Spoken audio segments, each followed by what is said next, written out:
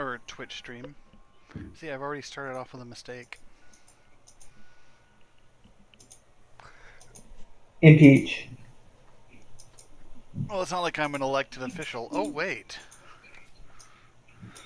If anything, you're the first elected official of Mark 5.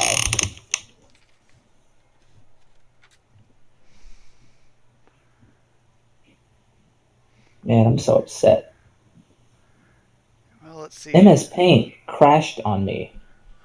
MS Paint. MS. And I lost like my last 15 minutes of work. Hmm. MS fucking Paint. I've never heard of that happening. I didn't. Here's the thing, like, this isn't like a great laptop. It's an HP, but it's also, fairly new. It's not even a year old. Um, Nothing crashes on it. Even Civ 5 with like on a huge map with like that game I had where the Aztecs literally had every tile filled with units. Even that didn't crash my laptop. But somehow MS Paint, it didn't exactly crash, but like Well, is this MS Paint or is it Paint 3D or? it's MS Paint. Because I know they're trying to deprecate that. Um, hmm. I don't know. Weird. Yeah. So now I gotta go and like put ice on my tree again, all over again.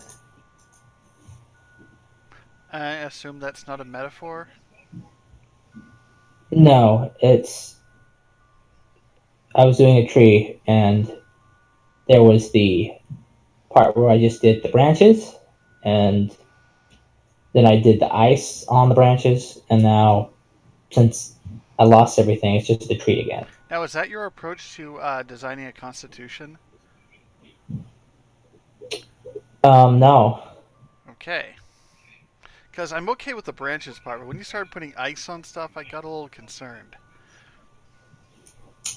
Even though I'm an American, having ice is a major part of my policy prescriptions. Not a thing I do. I know Trump is a big fan of ice, but Well, that's not cool. I'm a Democrat.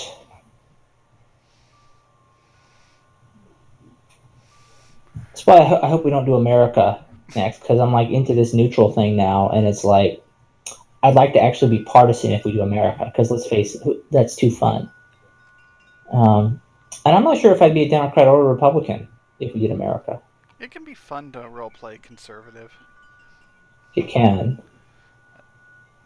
It's a place you visit, it's not a place you want to stay. Right.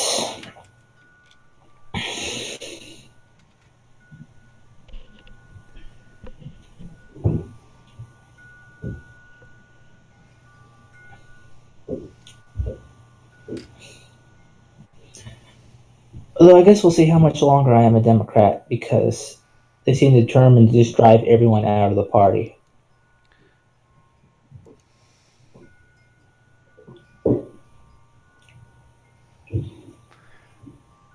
Yeah, well, I haven't really seen much consistency from the party. I haven't really seen much leadership from any of the parties. It's not a good Yeah. time Well, to. Democrats are really bad on leadership. Like Republicans have bad policies, but I kind of see more there's a often they're divide, and I could be wrong on this, but uh, kind of a vague, one example could be way off, but is how Hillary Clinton even got the nomination. She's not to the average person, she's not a popular person. She's not a popular candidate. She's really been demonized on a personal level to a lot of people. But to mm-hmm, an establishment within the Democratic Party, they saw nothing wrong with her. They saw these mm-hmm. negatives about her as positives, and they could not fathom having anyone other than her as the candidate, and they made sure that happened. But And that's no. This is what you're saying is mostly correct. she's This she is was a this is terrible candidate, honestly, but uh, they really thought she was the one everyone would snap up without really connecting with the voters in that. Uh, Kind of broke my train of thought there, but there's a disconnect in the Democrat Party between this establishment and between other Democrats. There's like an old established Democrat order that are in a whole other planet. Yeah. No, this is true. And it's not. And when you talk about this being true of establishment Democrats, this isn't just true of like people in Congress or in the DNC. This is true of establishment Democrats even at the local level. Right. Okay. So like so I live in North Carolina. Hillary won that state. I moved shortly after the election to one of the few states that Bernie won in the primary. I mean, one of the few counties in this state that Bernie won in the primary. Chapel Hill is where the county is. It's technically called Orange County. It's not Chapel Hill County, but anyway, even the Democrats here in the Orange County Democratic Party are like, they still can't understand why people don't like Hillary. And I'm like, wait, you guys. I mean, granted, a lot of that came from the fact that there's a major university here, so all these young college students voted for Bernie. But I mean, the divide between like the older baby boomer class of Democrats and ordinary people, the cognitive divide, I'll say, is immense, Yeah. and they don't get just how much Hillary was sort of destined to fail, and they don't get how Bernie actually could have won. Won't necessarily say that he would have won, but sort of feel like Hillary was I just have talked to a lot of people. Now, in my state, it really doesn't matter which way you vote because it's always Republican. But um, people voted for Trump specifically because they were afraid of Hillary, because they thought she was a crook. I know the right. irony of that, but they were terrified of electing Hillary. They did not want to vote for her, so they voted for the other guy. Like, Yeah, that's the thing. And I mean, Bernie regularly gets an elected that demographically is a lot like a lot of Republican states. It's like 98% white or something, and he gets elected there again and again with an overwhelming majority. Now, granted, they're not like necessarily conservative whites, but it's like if you look at states that he won um, in the primary, they tended to be the whiter states. So he could have had crossover appeal to this demographic that conservatives usually draw on. Reason why Bernie wasn't very popular with a lot of minorities is because they didn't know him, because he's been outside of the party most of his life. So, I mean, African American voters knew the Clintons, so they voted for who they knew in the primary, which, makes sense. but had Bernie won the national nomination, they could have done so much to him with one word: socialist. There's still enough of an undercurrent within conservatism of the whole communism, socialism, Red Scare stuff. It's still there. Yeah, but you can broadly ignore the Republican base when you're talking about elections. It's your independence that you're mostly worried about, and I Yeah. know that's kind What of your what trope. what You won the can, election for Trump was people who wouldn't have cared about that so much. They would have cared more about the fact that Bernie was honest than they would have cared about the fact that he was socialist. I mean, Bernie wasn't going to win Alabama, point taken, but he would have won the Rust Belt states. Um, they wouldn't have flipped to the Republicans, and right. that is the crucial point right there. While I have mixed feelings if I believe that Bernie could have actually won the election, I will say that he had appeal in the same brand or bands of people that Trump won, and that is your like poor working class, like factory working level Americans. Well, And so that would have if he could put a have lot had that more of. appeal, and he had the Democrats' appeal, he would have had Hillary's voters as well, and he would have been immune to that last-minute email dump that Comey did. Thanks Yep. to, yeah, which pretty much cemented Hillary's loss. And nobody could have said lock him up. Right, exactly. But I think that where we would have lost voters and Bernie's problems would have kind of come Okay. from is in 2016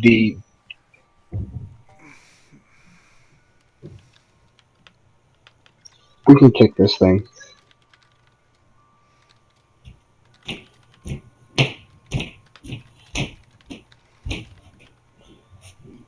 All right, I gotta keep saving, so Alright, so this thing RB doesn't crash. posted in the convention meeting channel, which, if you hadn't noticed, I've opened to the public for the meeting. Oh no! The reason I want to do a separate meeting channel from the internal is mostly for records, for being able to look stuff up without having several different conversations. This is one place that has one conversation in it. Yes, invoice is discrimination. We are streaming this on the Democraciv Twitch channel. I should probably be posting that on there, but So we're live right now. should be. If anyone wants to verify that, but yeah, it should be live.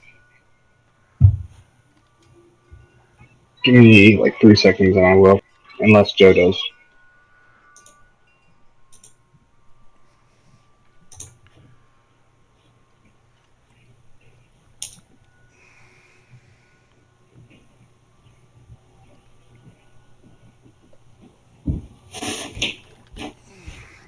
Okay, RB says we're on air.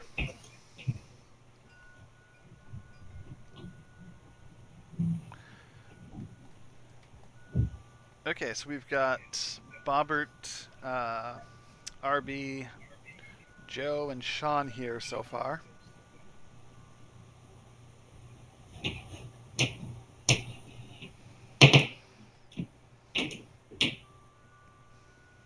Yep. So you think anyone else is gonna show up here, or? I don't know. It's hard to gauge what the interest has been. Yeah. I feel like I don't know. It's just it might not fit well with a lot of people's schedules. This sort of thing. I think the other big thing is, aside from a few people, there's not a lot. You just cut off. Yeah, my bad. There's not a lot of interest in actually doing and building the Constitution. I mean, granted, there's, like I said, a few people that are interested. Yeah. Well, but you know, if it's just a few people that are interested, though, that's still. At least that's not a million voices disagreeing on everything. The Part 2 Constitution had 5 authors total. I don't think it's necessarily a bad thing. I mean, I would rather the more involved members of the community, being involved, not just anybody. And I know that sounds horrible. No, it makes sense that the people that are really invested in this are behind the process. It's just important to also have the people that aren't coming in having input, because they're going to be part of this community, hopefully. And we don't want to make this really elitist and have just, just 4 people. Well, I guess there's 5 people in the room now that decided everything. Either that, or we could decide that all 5 of us are going to do the Constitution ourselves and cut everyone else out. What do we think of that idea? That sounds good. I vote yay.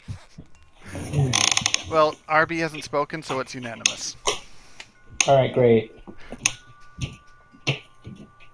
With that all being said, I think that, well, I guess you would be kind of the primary decider of that, but today's meeting is primarily about getting our feet on the ground. Just Correct. kind of getting the base work. Okay. Right. So, there's a lot of stuff we can go over and discuss, but for the most part, let's figure out how to make this convention actually work. Can we get a timetable in today's meeting, or would that be a bit too ambitious? That would actually be good.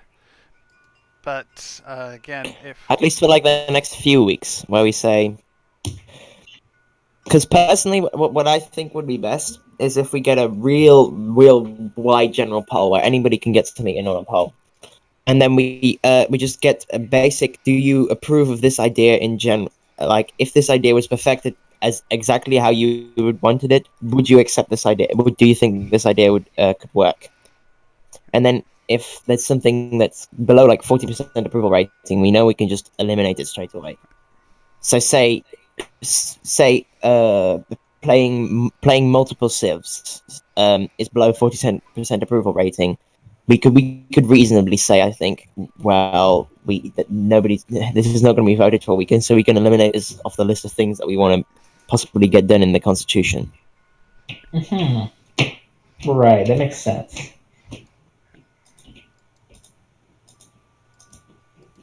Or playing perhaps multiple civs, which I know one or two people have talked about, but from what I feel, there's not a majority for it. But obviously, we'd have to poll to check that first.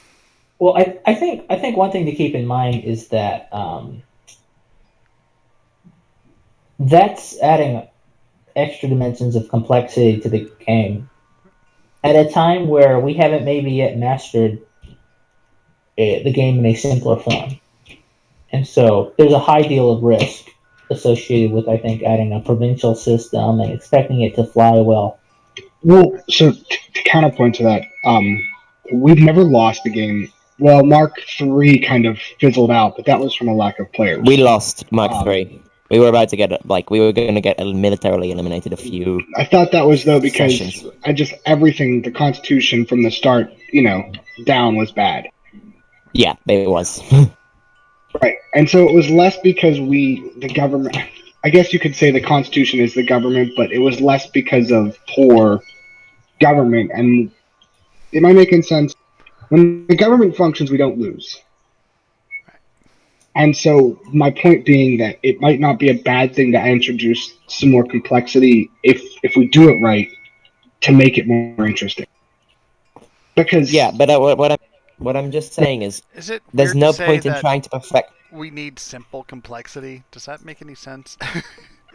Yeah, well, like I said earlier, complexity for the sake of complexity is not good. It just creates problems. But complexity that adds depth and dimension to the game is not.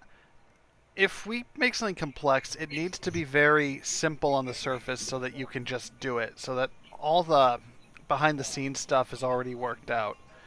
Um, Anything that is too complicated, that requires more work by more people, or has to be explained in detail, is going to fizzle. hmm Mm-hmm. And I'm thinking about the citizenship system in Mark III, how weird that whole process was. And for those who weren't here, we had a citizenship system where you actually got to pick what city you lived in. To do so, you had to sign up for a volunteer pool. And then, when a new city was founded, a bunch of names would be randomly selected from the pool to move to that city. This had to be managed by a single moderator. A single person was in charge of all of this. A single I person never who, understood any of it. yeah, it was weird, and that person went inactive, and we lost that whole system. Moving was an ordeal because you had to apply for a move, and it all went through this random system, and nothing made a whole lot of sense. Yeah. So how hard would it be to? And I know that we've had many arguments in about like an RNG system, but how hard would it be? The mark starts right, and you just say you three are this province, you three are this province, you three are this province, and call it a day. Yeah. And Well, I get the arguments against it, but if we're going to do anything like that, we need. what I really would like to see if we're going to do a citizenship is have people just say, I live here. Just have them declare it whenever they want and have a certain time when it matters. Like, have a certain cutoff date that if you're a citizen at this time, this is what you're going to vote for. Otherwise, But if we do any kind of formal process where you have to go through another person and we have like another gatekeeper of the citizenship, I think it's going to be a problem. But how are you going to prevent people from saying they vote in two different places? Somebody's always going to have to manage where everybody's living. Well, again, that depends on how we do things. I think we're too Yeah. far into the weeds on a system we don't know we're using yet, I though. For I Yeah. trying not to like advertise my registry Yeah. stuff, This is why. but the Mark III registry we had did citizenship management, and can do customized ballots that would have dealt with this. But this is what I'm trying to say. Before we go too far into depth on this, I think we should poll on all of this so that Oh, we right. aren't wasting our time trying to perfect a system that we might never end up using. Oh, This is definitely. why I think we should make an official the first sort of steps we should be taking before we have in-depth discussions on how exactly we want to Yes. implement systems is there actually support for those systems? Right. So let's decide what do we want to get covered today. I do think we need to decide on, or at least compare some Constitution ideas, like what's it going to look like, how are we going to build it, um, and kind of set a timetable for the next step. We need to get we do need to get through the deciding between Civ 5 and Civ 6, and I would like to see a public debate on that instead of just holding a vote, because I'd like people to kind of argue for and against each version. Do we really want to vote for Beyond Earth? Is there really support for that? No. Yeah, I mean, I wish they would have put Alpha Centauri on the poll, because I could totally see that. I think it was on the poll. Was it? Well, it should have It been. might have been. Well, no, I think that would be a whole different. It should just be a whole different demo game, to be honest. If we're gonna play Beyond Earth, it's who even owns Beyond Earth? Does anybody? I own all of the Civ Pirate Bay. games. The Pirate Bay also owns Beyond Earth.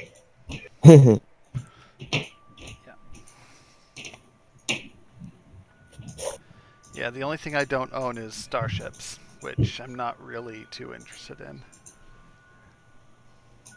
Starships are meant to fly.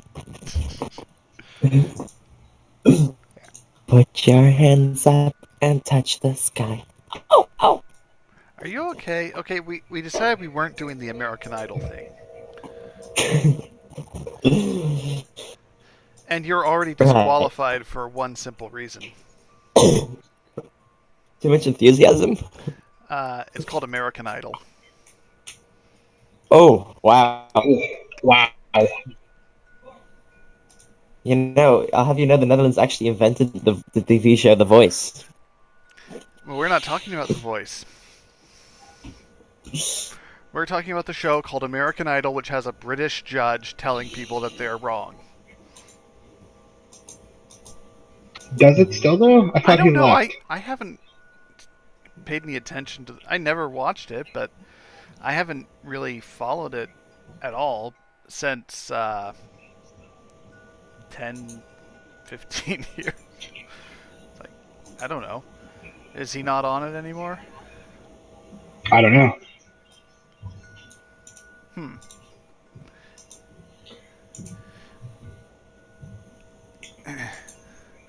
So,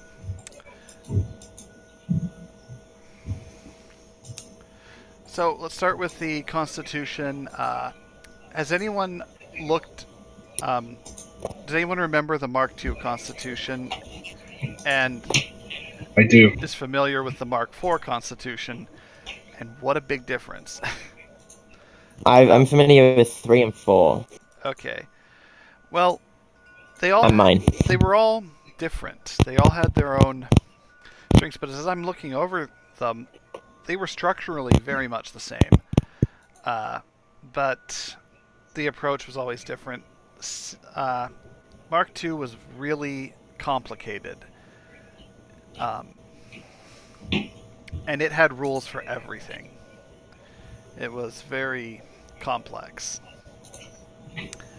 So, what happened with Mark II is about halfway through, people started blaming everything that happened on errors in the Constitution. There were a lot of them. So everyone had their own idea of how to fix it, and they started demanding a constitutional convention about 3 months in. And it pretty much became the consensus that nothing could be fixed in Democraciv without scrapping the Constitution. In fact, the Mark II Constitution was intended to span several games. It wasn't meant to be just for Mark II. But the crisis it created meant that we had to scrap it. Yeah. So there's a part of me, I love just how complex it was, and yet it had so many problems. I really was hesitant about the short constitution of Mark IV, but I think it worked out very well. I think it was it was a good success. I think. Here's the thing. I think that, and I like the shorter constitution, but we also need to be aware that people, as you can see by the start of the game, just took everything that wasn't in the constitution as a case. I mean, how much time was wasted by the Supreme Court from cases because things weren't laid out? You know what I mean? Yeah. But is why are you calling that wasted time? Because I think that, to be honest, I think that's not wasted time. A hypothetical case on the supremacy clause wasn't a waste of time. There's something No. that literally never came up and couldn't come up because we didn't have. I mean, fundamentally, they had the supremacy clause wrong. Second off, Well, then the Supreme Court should have just dismissed it. that's what we did. But we had to hear it because it was important. In if we would have just dismissed it, right, people would have rioted in the streets. I mean, it became the better part of how long? Yeah, the week it was, everybody was talking about it, and everybody was freaking out. If that makes sense. I know I'm stumbling over my words because my oven's going off, but Yeah, we can hear. As in, at the time, but what that case did is it did establish a precedent that was used by the later courts. It used to dismiss other cases later on, which said the Supreme Court does not rule on hypotheticals. So, is that not key information that we want to establish we needed to establish at the start of the game? And writing it into the Constitution is fundamentally not what we wanted, as we found in Mark III. Because then, if we make a mistake, then it is very difficult to change it. And also, if we don't make a mistake, but we later decide, you know what, we want something different. For instance, legislative procedures were changed constantly. That's why it was nice that they weren't defined strictly in the Constitution, because every speaker could sort of change them how they wanted it. I think that was a huge benefit from the Mark IV Constitution. I don't disagree. I don't even think we should stray away from the Mark IV Constitution. I just think that we should. And I think that ties into the greater reworking of the courts if we're going to. But just be aware that like people will use whatever they can to get their way. And I know that's kind of in the spirit of the game, but at the same time, like it just needs to be, I guess, aware is my biggest point. Like, but you see, what we also had is at the start of Mark IV, we had a huge influx of new players, people who weren't exactly sure what we were doing.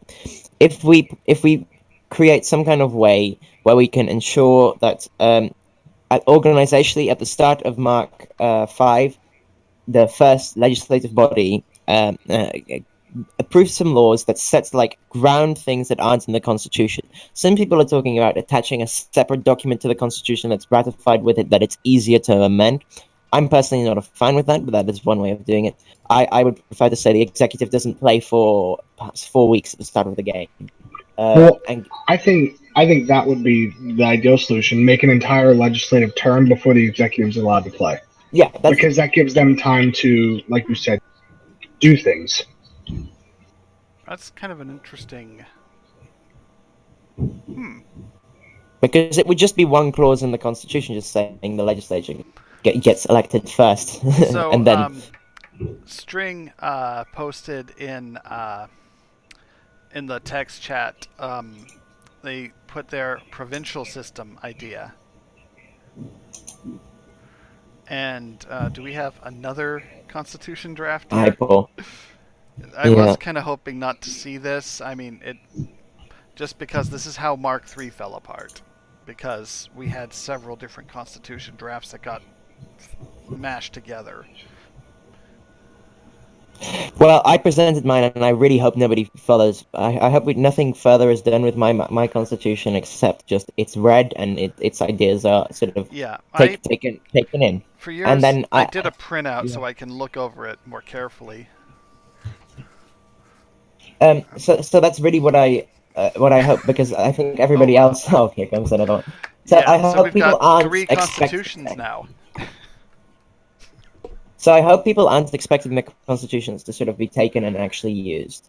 Yeah. Because the reason I wrote mine was to express my ideas, which I couldn't, which Right. I thought that was the It felt easiest like way for me to express my ideas. like the useful thing here isn't your constitution, it's your side notes that I want Yeah. to look over. But do you want to say we have an opportunity here to write a different kind of constitution than we've written before if we want to change our approach? We don't have to just rewrite the Mark IV Constitution unless we think that's the way that's going to work. Well, I think that we need to um, we need to do something, because the way it's set up now, there's not enough for people to stay involved. If that makes sense. Like, well, part of the reason we have player bleed is because we have at most 15 people involved in the government. If we have 70 voters, that's 60 people not doing anything. You know. And I get that that's inherent in the way, like, the game has to be played. Everybody can't be in government. I kind of have, it's a rule of thumb that I've kind of observed that seems to work best is 20 to 25% of the voters should hold a major office. Right. More than that, then there's no real point in running because you're guaranteed a spot. There's no competition, there's no drama to it, you just have your job. Any less than that, and people can't get in and they don't. So that's kind of my rule of thumb is always between 20 to 25%. I would say the solution to that is a tiered system where you have governors, city mayor offices, and then you tier up to higher and higher offices, so you have a newer level to contend with for each election. So, but we did that kind of in Mark II. And were you around for Mark II? I don't remember. No one else knew. Okay, the mayor system, having them in game, bogged down the game to the point where streams took so much longer than they needed to, and it was painful to be in. So if we were going to do that, we would need to really rework it. Yeah. I mean, I remember when I was a minister during Mark II, I would sit there and do nothing for the better part of 45 minutes because we were waiting for the mayors to figure everything out. And that's not a bad thing, but it made the streams unbearably long and boring for people to watch and people to be a part of. Yeah, I would say that the governors on such offices, they would have to submit a list of things to do before the stream, and they can't revoke it during the stream. That would make sense to have, because there are people that are going to not show up to the stream, and either they have to designate someone, or they have to have a list, or the executive is going to take over, because we had the build lists. Yeah. Do you remember that? Mm-hmm. Yeah. And it didn't. I mean, it helped a little bit, but not a whole lot. But I just think that if we're going to do it, we need to really work it. We need to spend time and do it. It sounds like something that's just likely not to go well. Because it seems to me, even though Mark IV was considered a success, we barely are able to function as a unitary state. And I think doing a more federal system is adding extra layers that we probably won't know how to navigate through as well. And yeah, but I think it's also it's ignoring the other ways in which we can develop player engagement. I mean, there are other things that we could do besides give people a bunch of government jobs that add too many cogs to the machine. I mean, there's people could be involved in their parties. People could be involved in the media. There are other ways to be involved in democracy And besides just that's a having a high wonderful idea. office. I wish it had ever played out that way, because we really did need people in the press and doing a lot of less political work.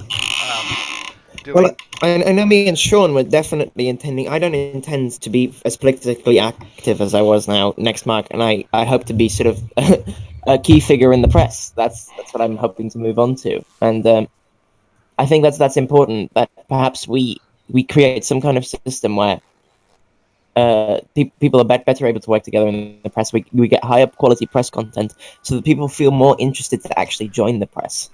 Well, that's what I'm kind of hoping, and I know that we are all kind of arguing with opinions on the way it should be run right now. But like, my goal is to create more of a traditional press uh, hierarchy, if that's the word I want to use with what I'm doing, and kind of push that, if that makes any type of sense. Like, not let it just be, hey, this party's releasing their own press, or random people. Have a structure to it, so we get better content and more consistent content. But I think that would be a bad idea as well, we because then the press has always been inclusive. Anybody can sort of get the press role and put something in the press channel, which I well, think is I don't think that I'm by any means saying that we can't. Like, I'm not, obviously people can do what they want. I'm not saying like, oh, we're the only one. I'm just saying that if somebody wants that, it's there. well, what would you say would you implement for that? Well, so I don't. I think this is beyond the scope of It is. the It meeting is. here. It's entirely not your guys' problem, but It is, but I'm we also can talk. thinking, like, what DNN was originally for was something meant to consolidate the press into one spot for information that would have a lot of different types of coverage, but not enough people wanted involved. So right now we have maybe 5, 10 of us, and I think that's a good start. And it just, I guess we got to see where people go with it, where people, if people keep up with it, and allow it to kind of evolve. My idea is, I know I've got some strong ideas when we're talking about it, but I want it to kind of evolve naturally. And the only thing I'm kind of adamant about is making sure everybody has fair play in it. So we're not going to focus on just pushing the SCP's narrative, or just, the whatever parties emerged in this campaign's narrative. I think that's my only, I guess, stipulation. Hmm. I think, yeah, we were having this discussion in the channel, and it's a very amiable goal, and it's definitely something that we should pursue, but we shouldn't let it get in the way of people sort of feeling the passion that sits with a lot of community members in Democraciv. So, for instance, if somebody starts a new party, there should be a possibility for somebody to come in and interview them, and this is like a broadcast or something, that this person then talks passionately about their party, and then perhaps they can pay for some advertising for some party propaganda, but then we clearly label it as, this is coming from the party, this is not coming from the news network. Well, I think Where that falls in with the goal of just making sure, like, we're not going to exclude a party because we don't agree with them, but we're not going to, like, my point is, and I brought this up, is that there's kind of two facets to what I want to do. There's the side that the original purpose of what I'm doing, which is advertising for the community, and that needs to be um, as neutral as physically possible, because, and I get this is out once again out of the scope of what this is, but since we're down the rabbit hole, it needs to be as neutral as possible, because people don't have the nuances of the game state and everything to make informed opinions.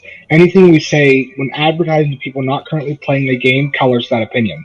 Whereas within the game, we can allow for what you said, a party to put adverts, or opinion pieces to come out, because I, as a Democraciv player, am aware of what's going on, and can make decisions, and parse bullshit.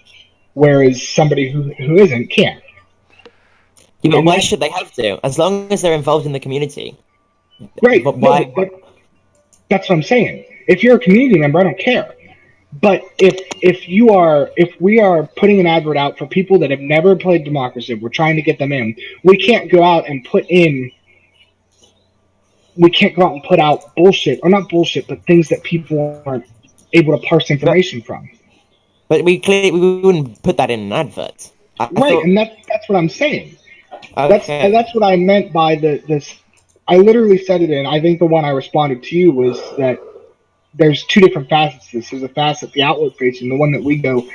The original purpose of it was for outside of the community of Democraciv needs to be as neutral as possible.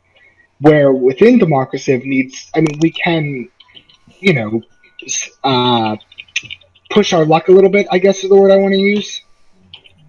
But what you said is news needs to be balanced. I disagree with that. Balanced refers to the coverage. Now, I think a lot of So- this is stuff that's going to have to I go through disagree with that as well, legislature yeah. after the game is started. Right, Yeah. no, We can set up like the news, like an infrastructure for a news network, like bring back DNN or give people access to the YouTube channel or something of that nature where we could work on ways of distributing press, but how the press itself should work is a matter of legislation. I have to go. I will be back after I've eaten. Okay. Well, I know we strayed real off topic there. yeah. I'm looking over the thread, and there were only 3 replies on the Reddit post, and one of them is suggesting the topics of Civ 5 versus 6, whether to do provinces or if we're doing multiple civs and courts. None of this stuff is really needing to be covered right now. I do think we need to get into 5 versus 6 a bit, but that we're going to put to an open public debate and then have a vote on that. I think that's the best way to do it. Give people time to share their opinions on it, fight over it, campaign for it, whatever they want to do. But then we'll have a vote making an informed opinion on whether we do 5 or 6. What's your timeline for that? I want to get that done. When do you want? I want to get that done within the week. And then how long do you want to? Like, how long do you want for debate? How long do you want for all? You know what I mean? How, like, what's so you're saying within the week? That So would ideally, be my ideal. Like my ideal would be like Monday have the results. like before Monday. Yeah, by Monday have the results saying this is what we want to do. But I think that might be rushing it. Pushing the Civ 5 to Civ 6. Do you think we need more time for debate on that? No, I think that one of our biggest problems is the amount of time we take to do. Right. And I know that's you can't rush things, but Yeah. once again, when it's a month before anything gets done, we lose people. Right. Because we're not getting any. We're just turning our wheels. So, and kind of if you want to know a timetable, what I want to ideally have here is meetings like this twice a week and several polls that'll be going on during the week and some threads where we get some public commentary and it'll steer the conversation of the meetings. Try and get as much involvement from as many people one way or another, because not everyone's going to be able to commit to a specific time for the meeting. And we're not going to get the full community's opinion on everything from just in here. So, do you think it's a 1 week is too short, too long, whatever, for a Civ 5 versus 6 decision? I think it's good. I personally think it's good, but Okay, because it seems to me like that's the best way to go. And if we can get the Civ 5 versus Civ 6 versus Beyond Earth for the fringe nutcases out there, then we'll know what kind of constitution we're writing, because there are differences between the games. And we'll also know which community members need to be shot for picking Beyond Earth. yeah, that works for me. Yeah. Now, the next part would be how we elect who gets to do the shooting. biblical rules that he who was without sin cast the first stone? In Democraciv? Hmm. Why not? It'll have to be a newcomer.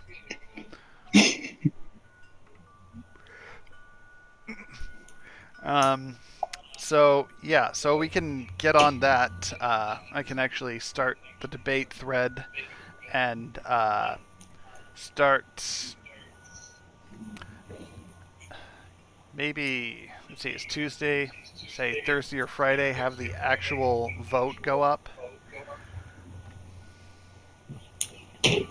And then, so that's one thing that we can get resolved right away.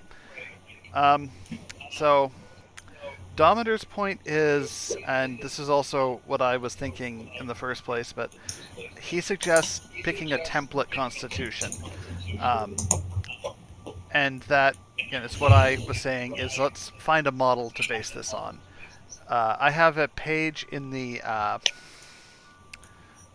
convention meeting that's example constitutions where I broke down the Mark II, 3, and 4 constitutions to just a short sample of how they're written.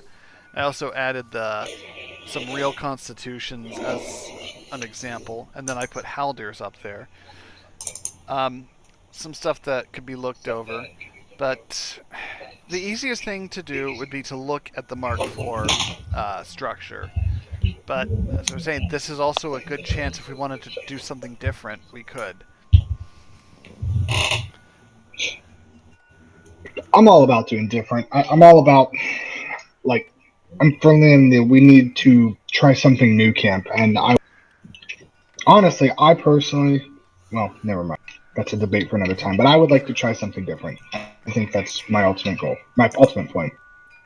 Seems like a lot of the votes in Constitution Internal yesterday seemed to be about doing things differently, taking away the exec or completely shut down There's exec. always arguments over whether to do bicameral or whether to do, or what type of ministry system, whether or not to try monarchy. There's always, every time, there's always those debates. I think those are more reasonable debates because we can still have those within a unitary system, any one of those. And the general function of the government wouldn't be hugely different beyond what we know we can do. But a provincial system is changing the dynamic by which governance happens significantly. And there's a lot of potential for that to go wrong, and not to go as well as it might sound on paper.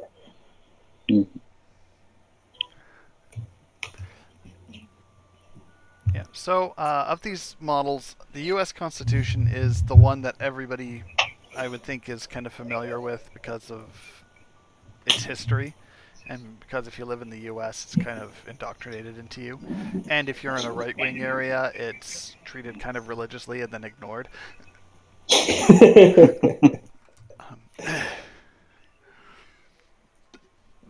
But what's interesting is when we had news coverage of Mark II, one of the comments people were making was that our Constitution was longer than the U.S. Constitution, and it really was. We read more like a manual of rules. We read like a rule book compared to the way the U.S. Constitution is written, which has a lot of weaknesses, but I don't know. It's kind of, instead of a bunch of bullet points, the U.S. Constitution is more of a framework. It allows the system to change and grow and build, which I think is exactly what we need in these marks. Is instead of having one set government, we allow the government to evolve because, hey, maybe we have a crazy player base this time around, and then we get to actually do some of these things with prevention systems and citizenship better than we did them previously. And yeah, I have been reading over the Constitution lately. Not that I remember any of it, but and it is such a different approach that might actually be refreshing compared to what we've basically been doing is a rule list. It's just bullet points. It's easier to look stuff up this way, but it's not really a good. I don't know. You kind of understand what I'm trying to say? Yeah. If we had a framework, then having courts would actually be really important because we have some place for people to argue about things officially in game. And there is something that did come up in previous marks and conventions is the problem of Mark II was pure conflict, and it was a lot of contradictory rules and a lot of, hey, can you do that or not? Which meant there was a lot of court cases and a lot of arguing, and people wanted Mark III to have little conflict. But what kept coming up is conflict is democracy. If we lose conflict, if we lose any of that, there's no point in having any of these structures. What's the point of having a court if everyone's getting along? If everything is clear and spelled out? What's the point of a court? Yeah. Yeah, I mean... Well, I think the issue is, to what extent do we want the conflict to be fun versus toxic? Like, right. Like, you and I both remember Espresso, the whole fucking conflict over the ministerial referendum. That might have started fun, but that got pretty unpleasant for both sides toward the end. We had in 2, and I know this is minimizing what happened in 4, but in 2 we had people leaving the game regularly, like the actual players, because it was so bad. I explained. Blonde quit for a while. Minast still doesn't really play because of 2. It got personal. It got, Oh, believe me, it got personal. Well, Blonde's a little volatile. Let's grade him on a curve. Not to minimize anything, like I said, because ultimately any conflict like that is bad for the health of the game. And unfortunately, there's a point where, in the real world we have policing and we have laws that are specifically for conduct. We can't really have that. We can't really have a criminal code in Democraciv. That's what moderation is for. It's because we're built off an online community, we have moderation and community management logically coming out of that, which has always been a conflict because moderation is, to be functional, cannot be democratic. Right. Well, that's once again, I know we're not really talking about it. That's why I'm firmly against anything in the Constitution about elected moderation. Moderation needs to be. I know that was a fringe. I think that's where we disagree, since I think moderation should be more accountable and electable, callable, and so on. I don't say electable. I want to say accountable, but my experience in Mark II really kind of makes me nervous about how quickly the community can use that to bully and stop moderation from even working. I having experienced it, I know how quickly that can go wrong, and right. If that's not anticipated, if we're not considering, if holding moderators accountable means they're going to be harassed and can't do anything, it's a problem. It makes moderation non-functional. And if we elect moderators, there will become a problem down the road where people will be elected based on popularity versus accountability versus trust. You will get a person who is unaccountable in the role. And the damage that someone can do when they have that much power is astounding if there's not someone watching over them, which would be experienced moderators. The problem with any kind of online community is if the people at the top are corrupt and bad, it's going to hurt the community no matter what. And honestly, if we have elected moderators, don't have elected moderators, if Towel, for instance, decided he wanted to rule with an iron fist all of a sudden, he still has full control of the subreddit. I believe. or Charizarian could still, if we elected moderators and Charizarian didn't want to give it up, it's inevitable that the person with power is going to, that there is going to be a person with that much power. And it's better that it's someone with a proven track record that has proven their trust to the community than it be someone who won a popularity contest at the right time. Well, that's the other thing about modern. I think you hit, like, a lot of people view being a mod as like oh, look, I'm a mod. And I don't know how prevalent that would be in Democraciv, but there are people with that mindset, for better or for worse. Being a mod is very difficult in Democraciv a lot of the time. And then then it gets to where we have a good enough community most of the time that you don't do much, and then we have stuff happens where you're doing too much and it becomes personal. I don't know why someone would envy the job of a moderator here. I don't disagree with you. I'm just saying there are people with, I'm a moderator in another sub, and you're always wrong for people. Mm-hmm. Mine's more political in nature, so the liberals, like the really extreme liberals, complain that I'm letting the conservatives get away with too much, and then the really conservative people say that I'm letting the liberals get away with too much. And I'm like, either way, it's never good enough. Right. Yeah, but that's you doing a great job pissing off both sides. Well, that's generally how I look at it. You're truly taking a balanced, even-handed approach if you've offended everyone. Yeah. Well, if people... What was it? Anyway, I had something I used to say, but I can't remember it. Yeah, if you're doing a good job as a moderator, people aren't going to know it.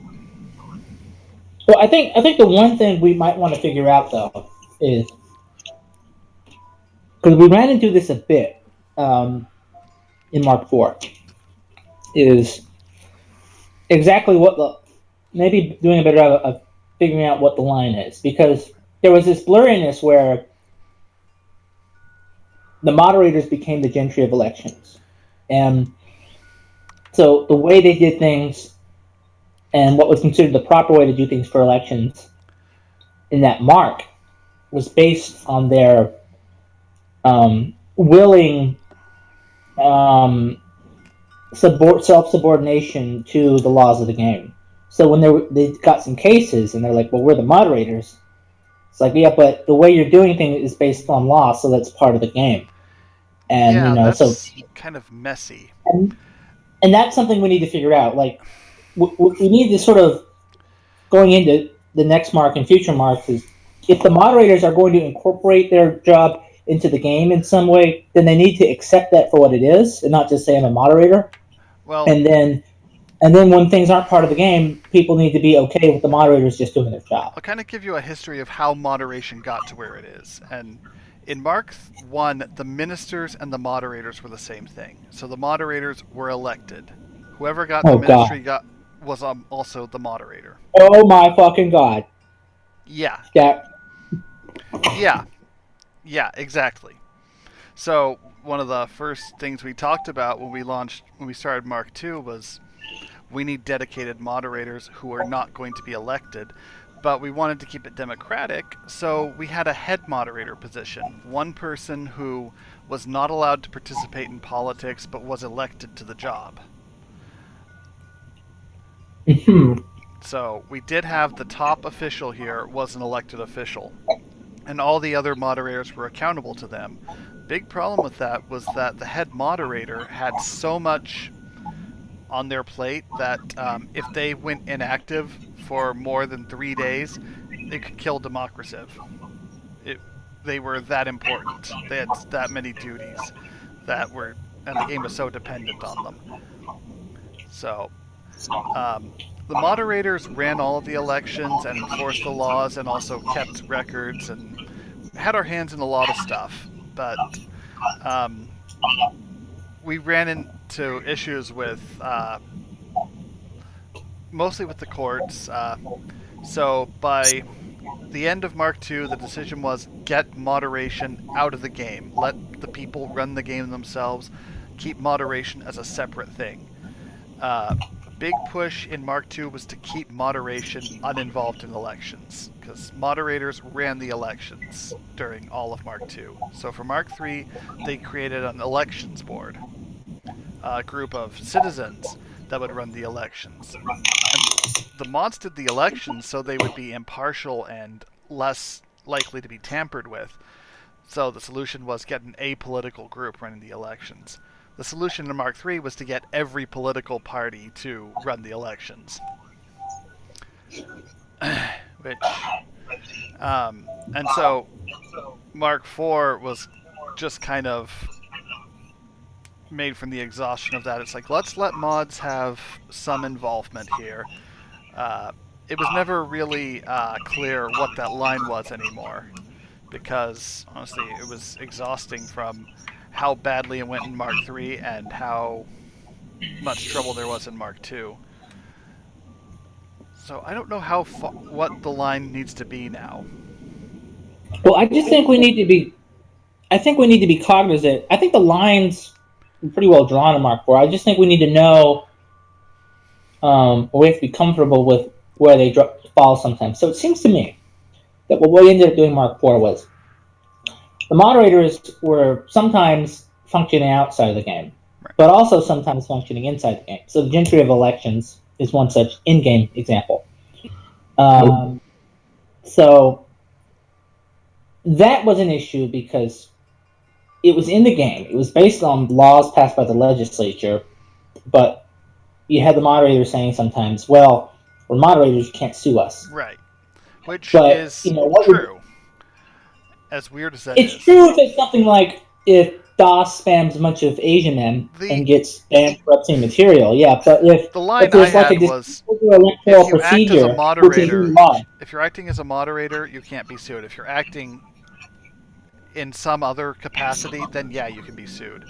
And right, so they were being sued as the Gentry of Elections, but the moderators were saying, "Oh, as Gentry of Elections, you could be sued, but not as moderator." Yeah, but what you had the moderator saying was that we're moderators. You can't sue us. And like, well, that's not what people were trying to say, well, that's not what we're really trying to sue you as. Like, it's not the same sort of thing as if trying to sue them for, like, banning DOS for being DOS, but, like, you did something that is regulated by the government, therefore it's under the purview of the courts, right, kind of thing. And the moderators didn't always have a great time understanding that. And I think that's sort of like I haven't been here for the whole history, but it seems like we mostly didn't have too many feuds about what the moderation should or should not do compared to previous marks based on what people have told me, and we're very close to getting it right. We just want it not to... part of the reason why it resolved itself is because one of those cases, Utes versus Gentry of Elections, wasn't allowed to conclude or anything because the game ended. And I think that the one before that, it was Democratic Ninja Party versus Gentry of Elections. I think the reason that one ended up going well is because the moderators just didn't think they would lose.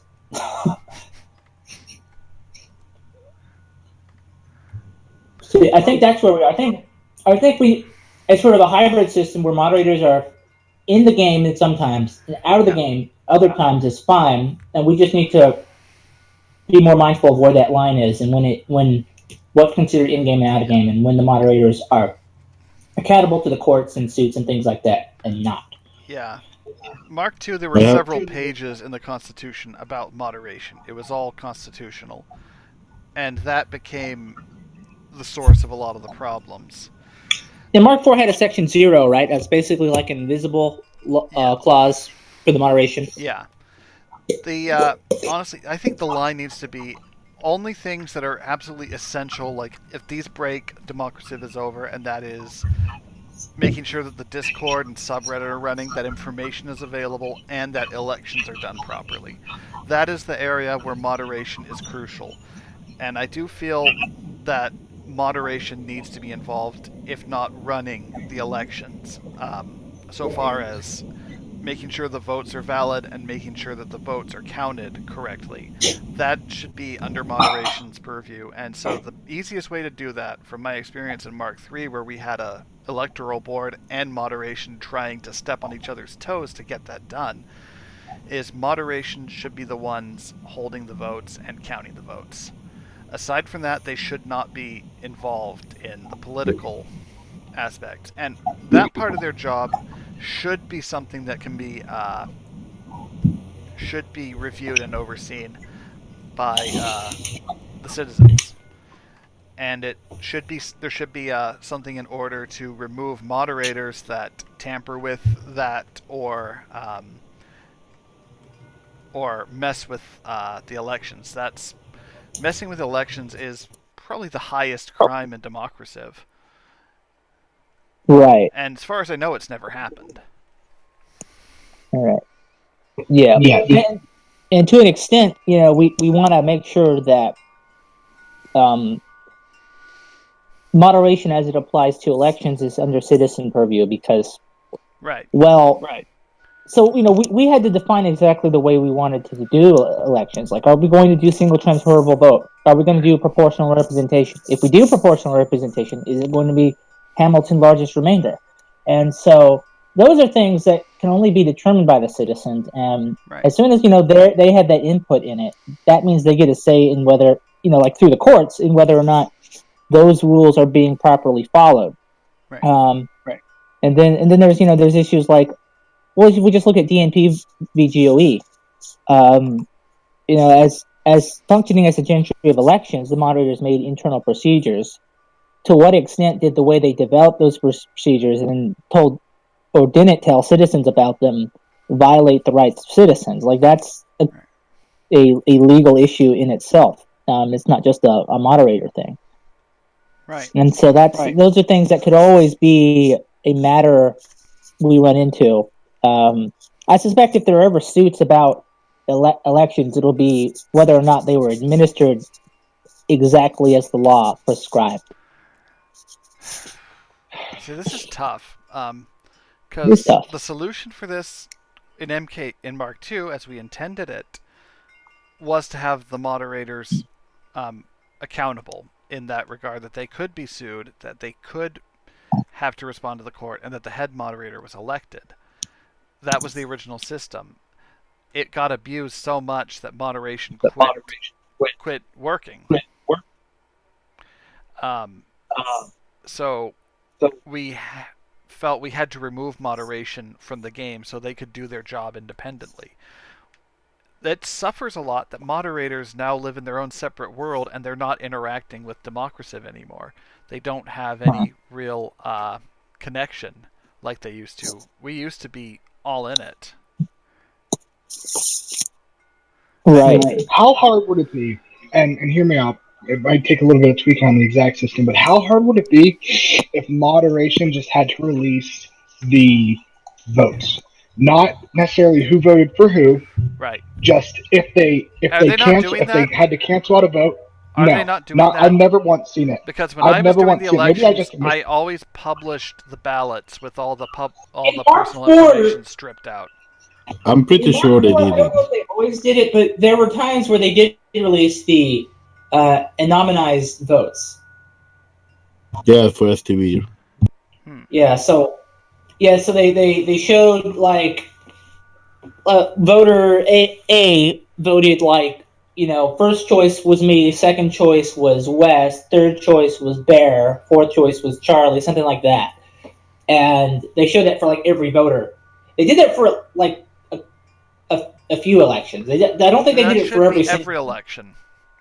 They should be doing that. I don't know if there was a rule on it immediately, so that might be the thing. Yeah, because there needs to be. There needs to always be a copy. I always kept 2 copies of the elections. There was a public and a private, and the public ballot was every ballot that was approved with the names and pins removed from it, so that you could see what everyone voted for, but you couldn't see who voted for what. I think that's the best way to do it. I would even take it a step farther and say any vote that is removed, you need to have the reason it was removed. Right. Like another section, like remove votes, invalid pin. And there was a document that did that. There was a validation page, but I believe that I started doing that. Yeah, I see no reason we don't include that in whatever version of the Constitution we come up with this time. Like, or rules for the moderation. Excuse me, maybe not included in the Constitution, but. And that would be nothing to implement if we used automated validation. So yeah, I don't see why it wasn't happening. So these sorts of things are why, at least for the purposes of Mark V, I caution against a provincial or federal system, simply because the overarching system still has some important kinks I think we need to work out. And I think we really want to make sure we know how to function as a single government entity before we try and split it up into other ones where they'll have nuances and variables. And the big problem, yeah?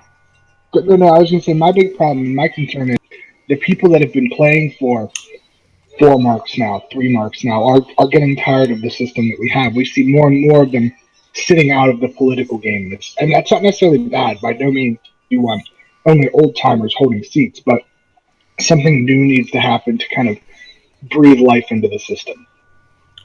So I agree there, and I think we talked at length about there are lots of ways to introduce novelty to the game. Like, do we want to have the exact same structure? Because within a unitary system, you could structure the government many different ways.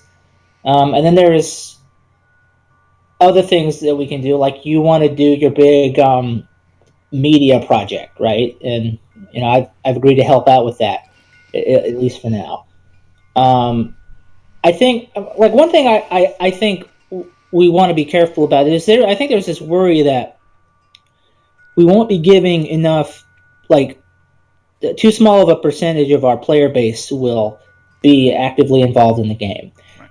And I think as we grow our player base, the percentage of them that are actively involved in the game, like playing it, is going to decrease, just because I think we can only artificially create so many things. Eventually, the way I see it is, if this were a big thing, you'd have a lot of people who are, say, watching the streams or the edited highlights of them, and maybe following on the sub. Maybe they pay mind to the game once a week to watch that stuff, and then they vote once a month whenever we have the election. You could potentially have quite a big base doing that. And if we had a big base of, if we had, say, 500 people doing that, we would have a lot of voter turnout, and there'd be enough people from that base of 500 that we could fill government positions and actually get a lot of our government work done. But that means we're going to have a very small percentage of people who are actively involved in the game compared to now. I think one of the problems we have right now is that we more or less have a system where the government office holders are basically just reelecting themselves. Right. And there's not as much, I think a big part of, there's a lot of things that we imagine taking place in an idealized execution of Democraciv.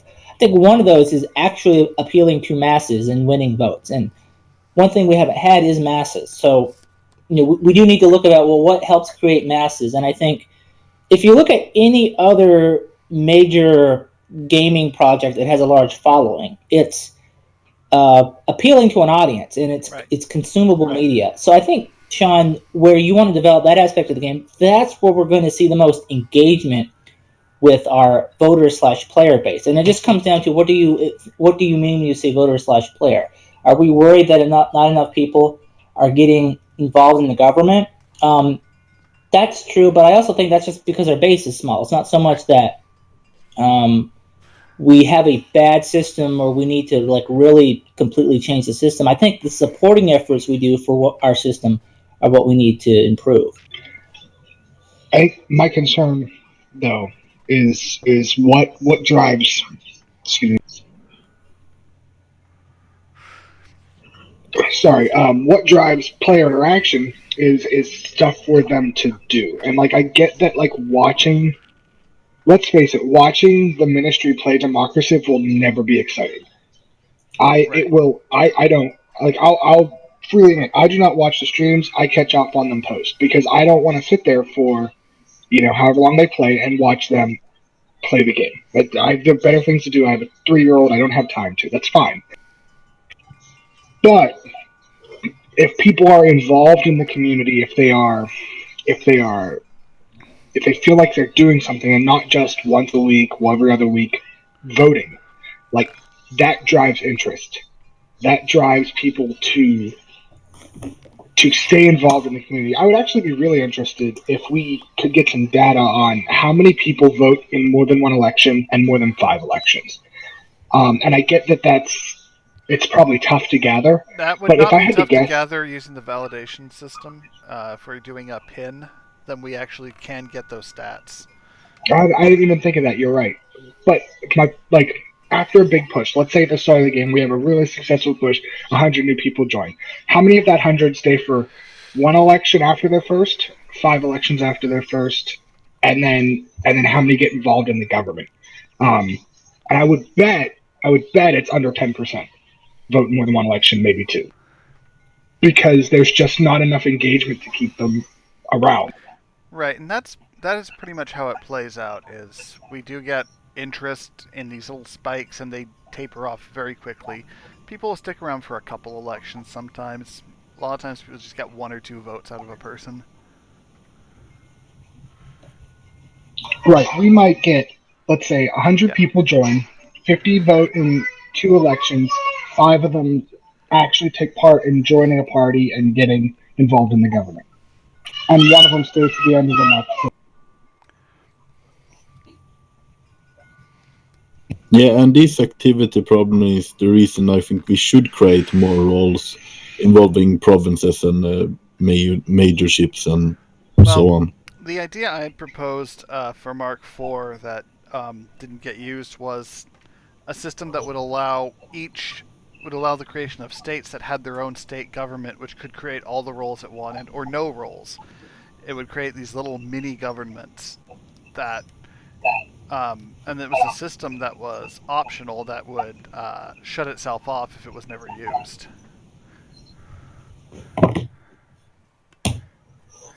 It still has the problem of it would create governors who would act like the mayors in Mark II, which could mess up the streams.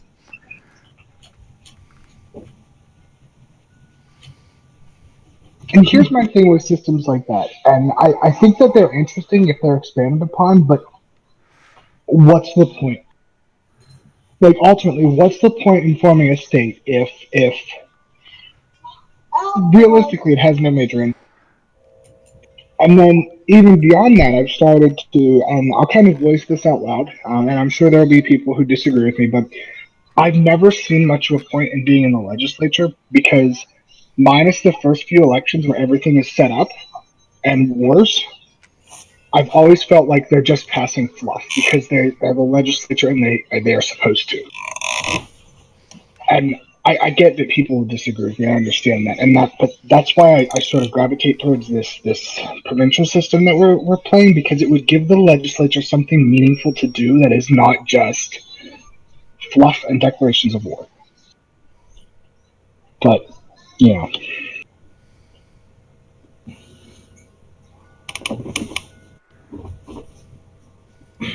I guess that sums up my thoughts on that for now.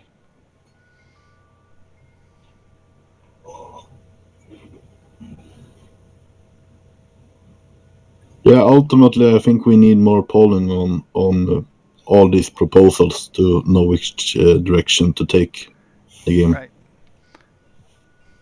Well, aside from coming up with a template constitution, I do want to put as much of this through a public poll as possible. I think what we've taken from this meeting is we're going to do the Civ 5 through Civ 6 this week and get that out of the way and proceed from there. But I also want to at least come close to deciding what we want this constitution to look like. And let's see, Haldir's is a rewrite of the Mark IV constitution, so format-wise, it is just like it. I think that's probably going to be your best bet. And Having looked over all three of them, something like 4 would probably be the best. Probably the best constitution we've had, in my opinion. Yeah. And that's kind of my feeling, is we're going to walk out of this with a rewrite of Mark IV, which is a good thing, that we're not copying the text of it, but we're wanting it to look something like that. Then we can decide like what articles, what kind of structure. I was looking at this model state constitution that's used by states for making state government, and it suggests 12 articles that really makes me think of how messy the Mark II Constitution could be with all this stuff. And it's like, yeah, we would need to cut out a lot of this stuff. We don't need anything that complicated. Mark IV worked because we simplified it so much.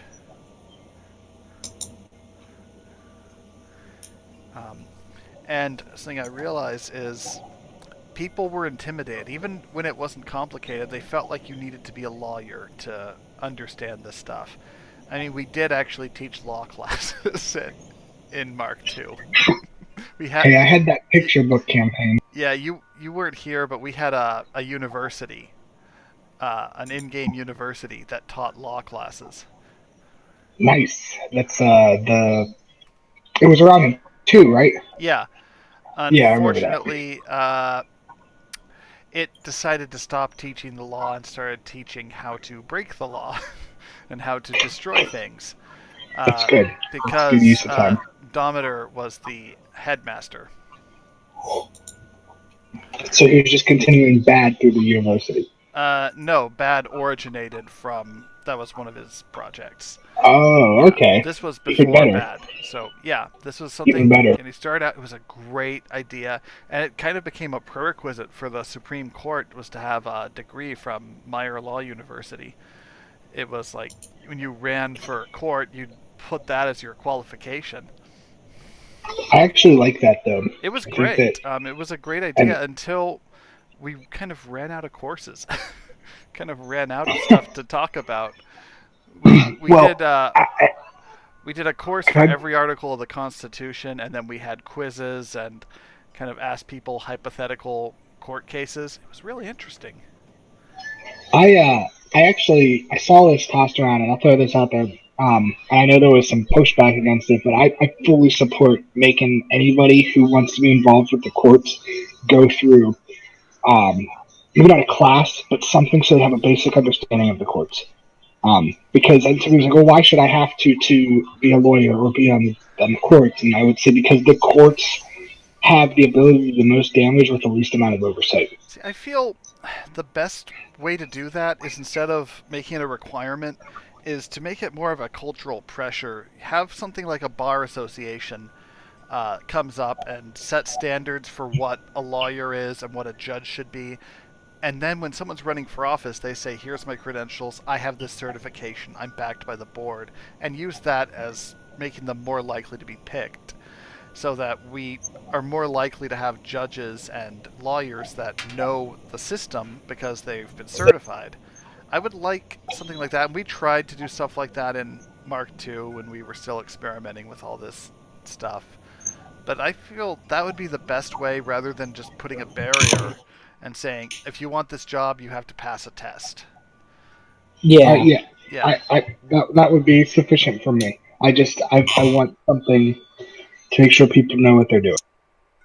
And that's kind of a system that I'm slowly putting together with just some of my partners in crime as we prepare for March 5 is, how do we make the courts more professional without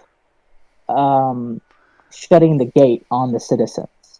And perhaps the solution is something like going back to Meyer Law University, having an education system and a board of oversight for the legal profession. Right, and then, so there's sort of an idea like that I've also had. So I think that's a good direction to go with it.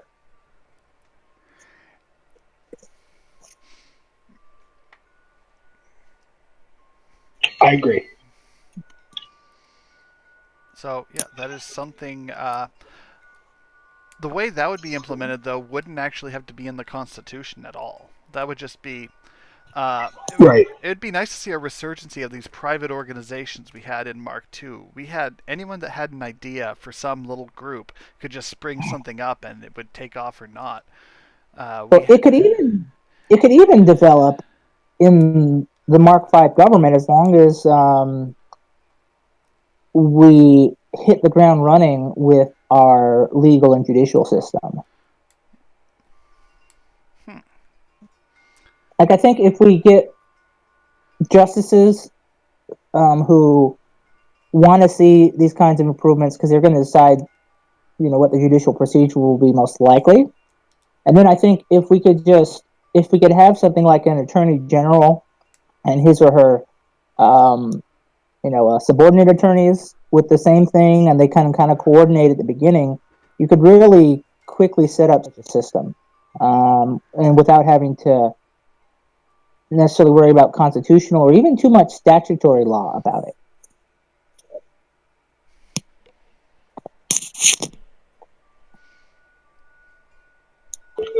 Yeah.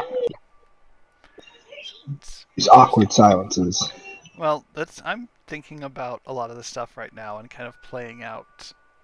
I think it would be very interesting to see a professional legal system in this game. And we came so close to that with Meyer Law University. So, I mean, we've kind of shown that it almost works, that it can be done.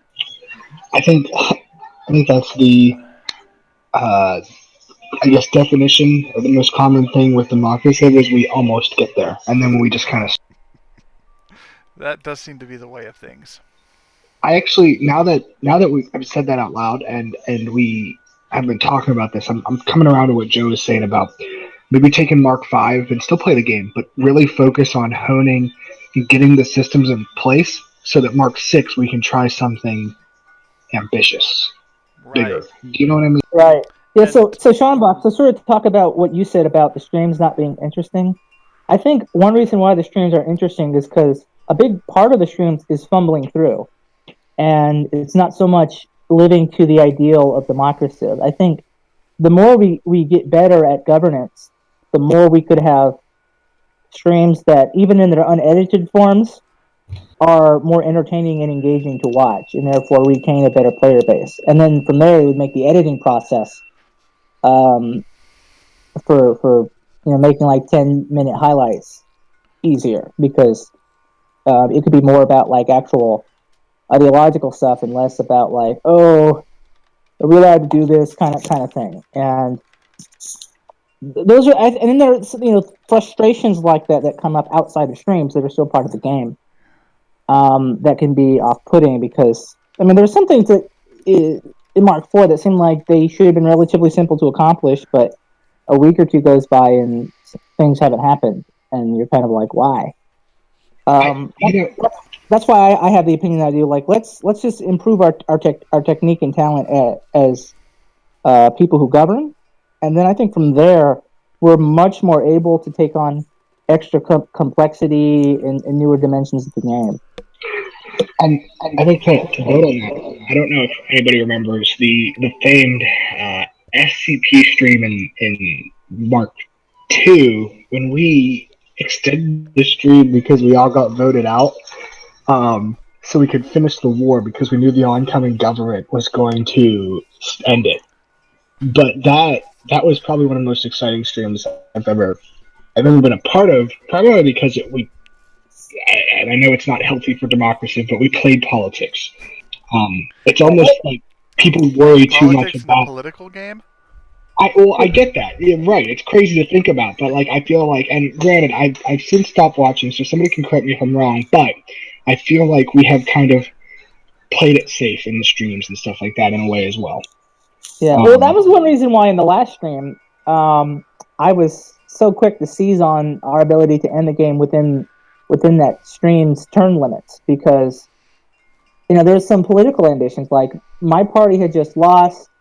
We were having a bit of friction with Union of the People, and they had just 2 seats in the ministry. And it's like, well, okay, let's not let them make use of that. Let's just end the game. Yeah. Yeah, no, and I'm all about it. And I think that, and this, once again, this falls out the purview of I think a constitution, but I think this is something for the tone of democracy altogether, is we need to go back to, in a way, accepting that politics and conflict aren't good for the state of democracy, because somebody else said, it's healthy when people argue and fight. It's not healthy when it's toxic.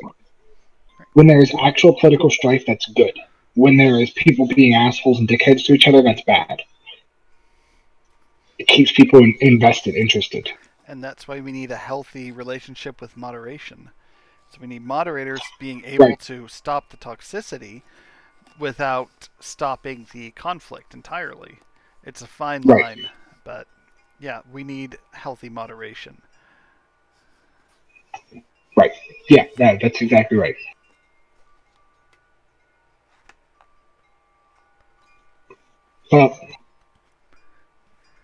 So, what about slowing down the pace of the game? Well, I suggested less turns per. If we do Civ 6, I am going to argue that we need to slow the pace down to make up for, I said before, the civic system, where you get new options that affect law every couple turns instead of it taking so long for you to build up culture. It's happening on different levels. You have 2 different systems going on that you could unlock every couple turns, which means we could have if we set those turns, if we made it so you had to have an election for each one of those or some kind of referendum, we'd be pausing the game every 3 to 6 turns, which would mean Civ 6 would either exclude some of those decisions from the people, or would make for some really short streams in which we'd have to have more frequent sessions to make up for it. I can see the benefit of that is that the streams would be a lot shorter and a lot easier to digest. That wasn't my particular point, since one of the issues I saw with Mark IV was the game progressed far faster than the legislature was able to do new laws and fix the problems which happened many sessions ago. So I think the game itself should be a slower pace for the legislature to catch up. Now, are you talking about the game speed setting, or are you talking about how many turns we're taking? Because that's kind of where how many turns. That's what I was trying to get at. Is and I said that is going to come up if we are discussing Civ 5 to Civ 6, is the turns will have to be slowed down for Civ 6, I think. But even for Civ 5, there's always that push to get stuff happening or slow down the game. And for the early part of the game, honestly, the game moves so slow, but then later on it just starts moving really fast. Because that's how Civ is. It's the early game is always slow, and I think we're taking like 20 turns to account for that early game.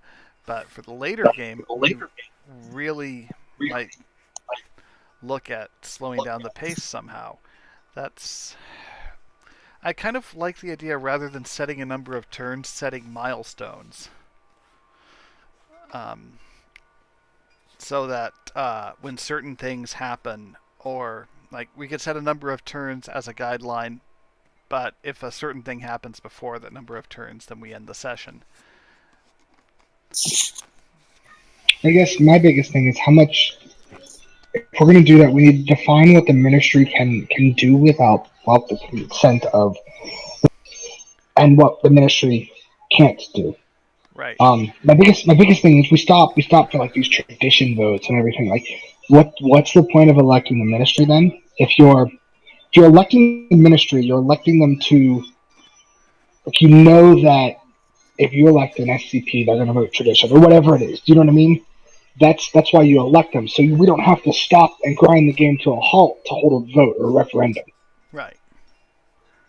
But at the same time, we want community involvement. So Maybe if we do away with the executive altogether, that would make more sense. But if we're electing ministers, I think we should give them more.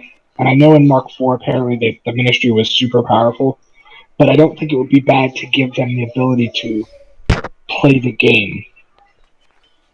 Well, technically, I find that funny that the ministry is considered super powerful when constitutionally the legislature had the power to pretty much stop the ministry.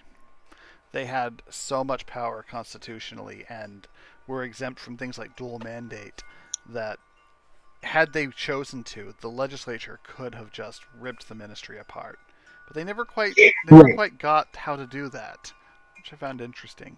The ministry didn't have as much power as people thought, but they made people think they did. Right, I wasn't here. Like I said, I had like real life events come up, so I'm not too well versed on Mark IV. I just know what people told me that the ministry ran amok. When I left, it seemed like the legislature could just do whatever they want, and the ministry just had to bend over for them. I mean, that was my take when I left. Because I was one of the first ministers, and I kept reading over the Constitution, and it was like, wow, everyone keeps saying how powerful the ministry is, but the legislature has all the power. It's still that direct democracy constitution with the ministry tacked in there, but they didn't put any restrictions on the legislature that they put on the ministry. I don't have my copy of the Constitution handy. Actually, it might be on my shelf here, but yeah, it was like the ministry was not as powerful as people thought, but if you take that power and start using it, then yeah, they're going to see you have that power when constitutionally they actually didn't. I think there was a great respect for the ministry within all the parties, and a sort of justification for their existence, since taking away more of their power would make them seem meaningless, so most people didn't want to do that. That's probably fair. I know that, too, especially, the ministry was viewed as in the same way that winning like a presidential election, in that like they loved, again, if you're a minister, you were held up. Don't know how much I agree with that. Once again, I'm back. But regardless, I think the ministry, if we're going to keep the ministry system, again, and I know there's some talk about not, we need to balance it better. Because, contrary to popular belief, I do think the ministry was remarkably weak if the legislature would have just seized the reins. Law could actually change the number of ministers, so the legislature could actually cause the ministry to go down to one minister had they chosen by law, and that was constitutional. They could only legislature could determine specialized roles, so any roles that the ministry actually assigned were technically illegal. That included appointing Wes as the general, although we gave it a different name. That was technically unconstitutional because legislature had to do that. Because it's ministerial procedures. Yes, but the specialized roles through in-game decisions had to be done through legislation, according to Article 2, Section 1(2)(a). but they weren't specialized roles. It was just the ministry delegating the power which they already had. It was a technical thing. We found a technicality on that, but it could also have been argued the other way. Let's see. The executive may establish procedure not to supersede law, meaning the law could overwrite any ministry procedures, and legislation could create specialized roles for the executive. Alternative means of election may also be made by law, meaning legislature could change how the executive was elected. They could actually have done. They could shut the executive branch down whenever they wanted. They could have just shut the whole thing down. Yeah. The entire article on executive was up to legislator discretion, and very little of it was did not have a clause saying it could not be superseded by law, meaning the executive was always subservient to the legislature the entire time. How did that pass any type of like muster check when you guys were checking the last Constitution? I'm genuinely curious. As far as I know, we didn't, because I quit the convention. It was kind of weird. There wasn't much checking. Yeah, You're just like, fuck it, close enough. There was some behind the scenes drama I didn't want to be part of that I just washed my hands of the process and said keep my name off the document when it got signed. Yeah, that was I think bad. I signed it in the end. Wait, I'll have a look.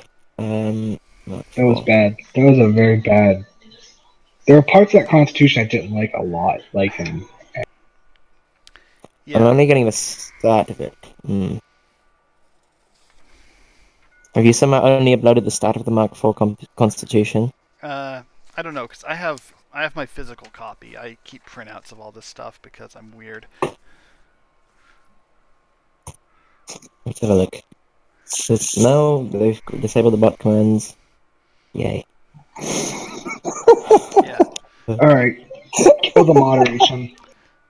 So yeah, we did actually have a situation where both the executive and judicial branch were subservient to legislature the whole time, yet legislature felt victimized.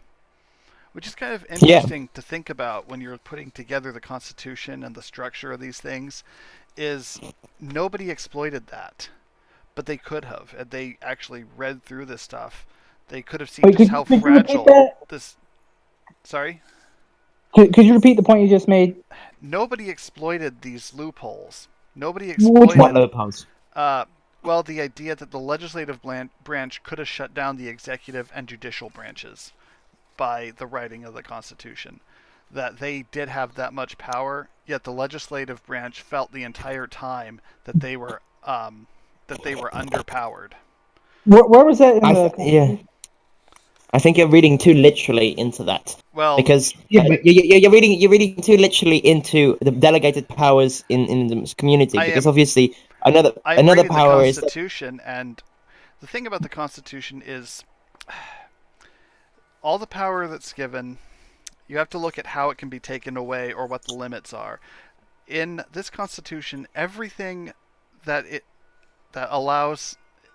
says that it could be superseded by law or controlled through legislation is effectively not hard. It's not solid. It can be overridden without an amendment, meaning its constitutionality is shaky.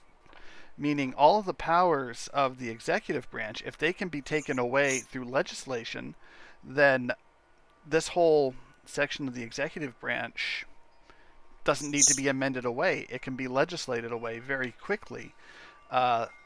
You're talking about how the legislature could override vetoes and basically make laws to strip executive power?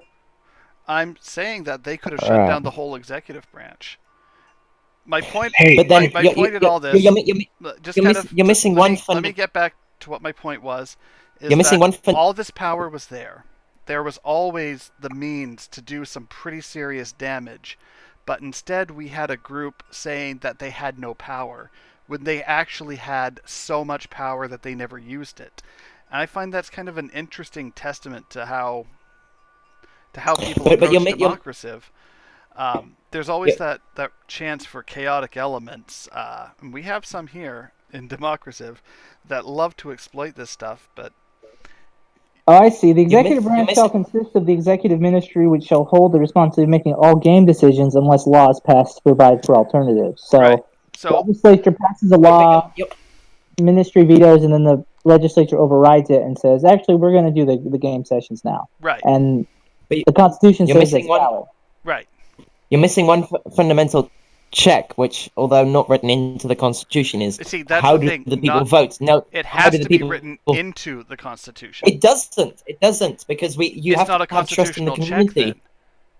It's not. It's not a constitutional check. It's a check of the community saying we don't want to be assholes. And that's the kind of thing we need to be aware of: is can the Constitution destroy itself? Right. So, like, saying can the community be assholes? Like, I guarantee. Do you want me to give you some names? Yeah, like I guarantee you, provide enough time, I could rally a group of people up to would be all on board of that. Like But if the community is if the general community is toxic enough and jerk enough that they don't want to respect the actual limitations that we can make within having a constitution that then does not restrict gameplay, then if the community is toxic enough to say, no, we are going to try and exploit these massive loopholes, then you do have to write something as restrictive as Mark III, but we didn't have that in Mark IV. In Mark IV, we had a wide we had groups, but this is not Mark II. We are in a different place now than we were in Mark II. Just say there is precedent. So I think we have to address the problems of Mark IV, which were definitely not people trying to exploit constitutional loopholes. But it's easy to close constitutional loopholes. It doesn't take like a leap of effort for, instead of having that which shall hold all responsibility in making all game decisions unless laws passed to provide for alternatives, we just eliminate that, and then that removes the whole problem. Right. Yes, but loopholes like that are indeed easy to close. But if you're then talking about closing every single loophole, then you get something as restrictive as Mark III. But when we're when we get the Constitution set up where we're ready to call it a draft, we can look at these and say, okay, this is a big gaping loophole here. We should be catching this stuff before we put this to a vote, which has not happened in the last 2 Marks and really didn't even happen with Mark II. We have a bad tendency in Democraciv to put out the constitutions when they're close to being ready, but they still needed proofreading. With that being said, I almost in a way support some sort of loopholes to be present because it creates for better politicking, and I know that we like a functional government, but we also want a game. Right. The Democraciv at its core is a game. Right. That's something I actually, I keep saying how much I love Mark II, and I'm the only person in the world. Part of it is that it was a broken document, which meant there was room for court cases and debate and legislation to try and make sense out of it, which for Democraciv was really a great thing. It just didn't look like it. It really gave people politics to work with. Right. Mark II, I remember being extremely political. Extremely, like, parties mattered. We had more people, because people were involved in the fights. Yeah, well, something about it is like, if you can take a sentence of the Constitution and be arguing 2 different interpretations of this one sentence of the Constitution and having these big court cases surrounding that's interesting. That has a lot to it, and that's what we had in Mark II was a lot of kind of heavy arguments. And if we oversimplify the Constitution, what are we going to argue over other than hypotheticals?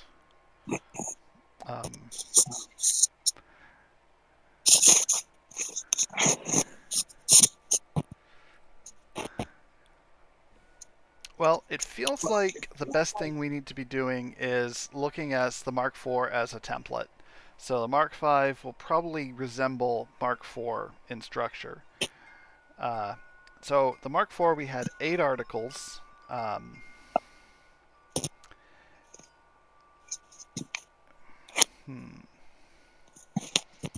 I'm wondering,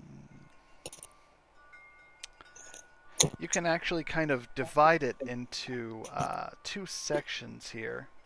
Actually, if I'm looking at how the Constitution is written, you could divide it into 3 parts.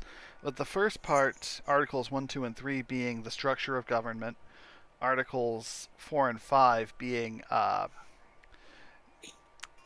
how to run the government, things like rules for government like dual mandate and absence procedure, with the rights, upkeep, and ratification just being the extra non-government stuff that I had to deal with. So we could work with this same template for Mark V, and it should be pretty easy to work with that, I think. Yeah, I would say that's fair. So we should probably, I guess we'll keep the same numbering system. Well, originally there are people who don't want rights in the Constitution. And there are people who want it.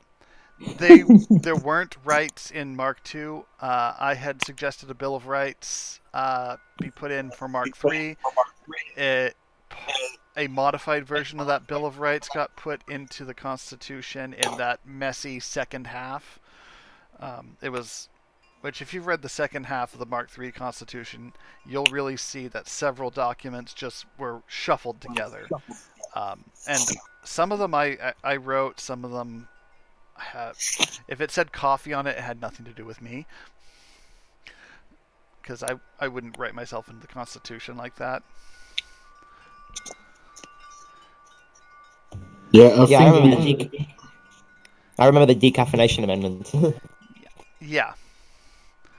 Yeah, I was actually kind of annoyed by that. Because it felt like, hey, it's going to look like I put some kind of vanity thing in the Constitution that it's like no, yeah, got a little self-conscious about that. So I want to throw this out there, Coffee. And it's not necessarily, but to include with the vote, should we throw in there the civ vote and then any of the major ideas we have? See if any, like Howdy was saying, that we can just get rid of, so we can kind of focus on specifics, I guess, for the next meeting. So, like, what I mean is, like, do we want to do the provincial system? Do we want to do the? Yeah, I think we should make it as general as possible. I think right. For the provincial system, I think Civ, whether we play Civ 5 or Civ 6, will weigh in on that. Because if we're playing Civ 6, where we have the my mind just went blank, but where you have the districts, that could be something that plays into people wanting a provincial system.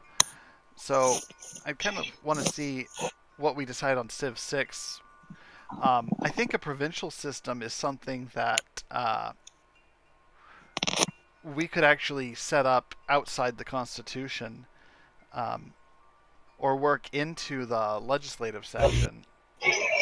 Well, I think we should leave it as just one line in the Constitution if we're doing it, saying further legislation may be established which divides citizens up into provinces or something like that. Something along those lines. If we're doing that, we also need to include a supremacy clause in the Constitution, because there'll be a court case about it. Essentially saying that any laws passed by the federal government are, supersede any law passed by the state, and then go from there, or the province, go from there, because we need to. Well, no, because the legislature can just delegate a certain amount of their powers.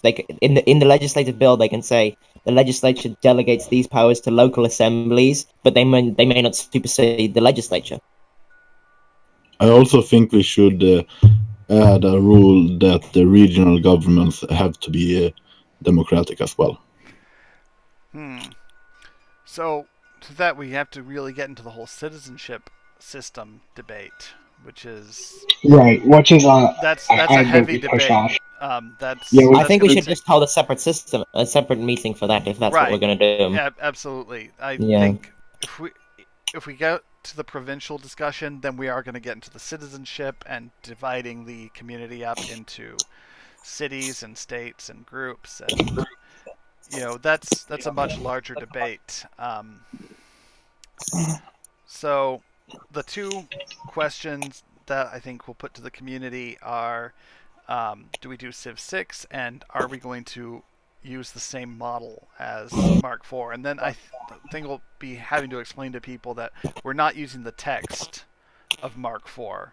We're using the same structure. It's going to look very similar to the Mark IV Constitution. But bear in mind, and I would just like to push back against that in a way. Why? Why leave it up to the community how we write the Constitution in that regard? Like what text? Well, we don't really have to. I think a certain amount of trust was voted into you as the organizer that you can safely say we're going to base it off of 4, and I don't think you'll see a lot of it. And I do kind of agree with you there. I kind of feel torn in that I want to involve the community in as much as possible. I also want to get stuff done, and if it will take a lot of explanation, say no, we're not keeping the Mark IV Constitution. We are taking the same formatting. We're going to make it look like Mark IV, so it's not going to be drastically different, but content-wise, it's all new. So yeah, right. which means that the poll that goes out is which I think I will set up on Thursday and close over the weekend, will decide whether we're doing Civ 5 or Civ 6. And then after that, we'll do polling on ideas that we'd like. Is that correct? Right. So, and Right. I would like to do, if possible, I'd like to get bi-weekly meetings. Like, do Mondays work for people? No. No. Monday's my bad day. Monday. Is Tuesday work for people? Tuesday through Saturday, I have infinitely more free time. Okay. Because I was thinking, my first thought was Monday and Thursday, but Monday is a busy day for me. And we should probably poll, just because you're asking everybody who is here on a Tuesday if they can do Tuesdays. Right. Well, that way I know that I'm going to hear good answers, and I'm not going to hear negativity, because I have enough negativity in my life.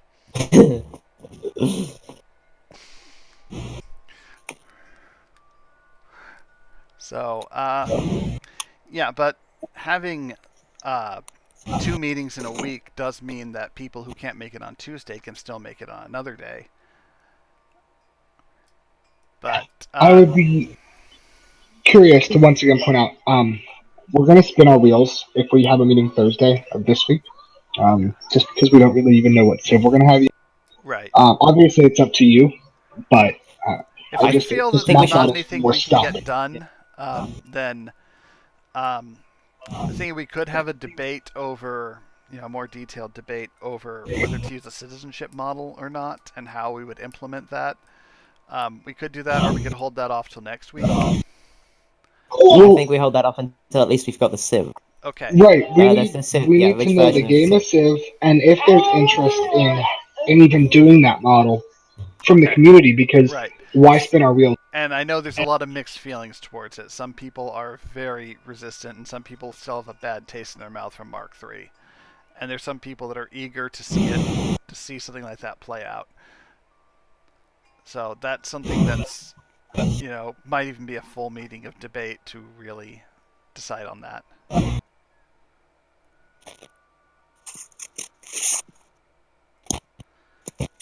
Okay.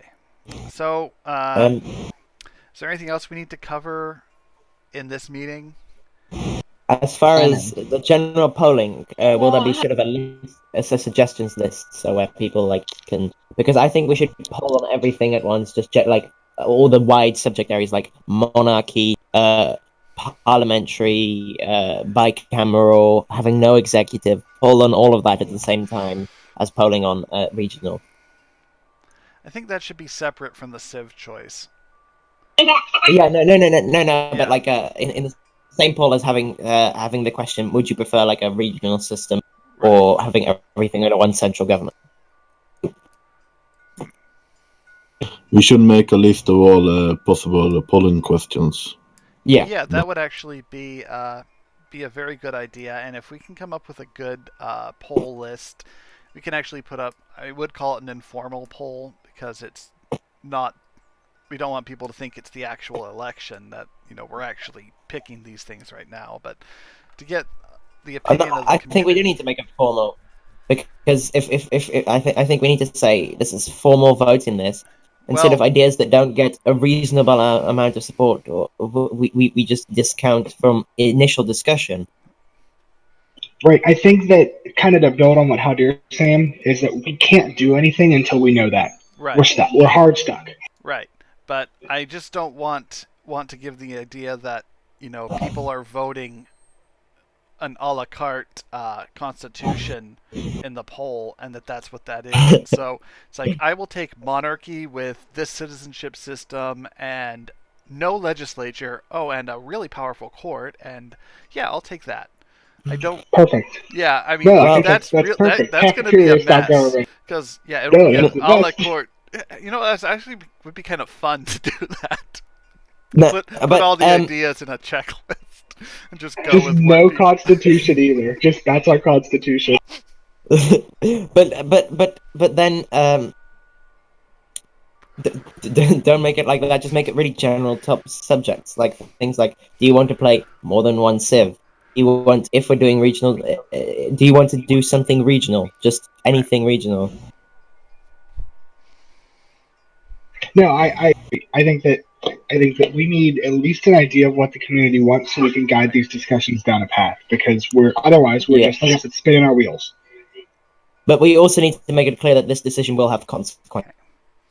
Unlike some informal polls that like somebody else. Like you said, like if you vote out monarchy, like we're not even, like the Constitution won't touch it because say monarchy only gets 20% of the votes, then we clearly shouldn't really do monarchy. Right, exactly. We just won't waste our time talking about it.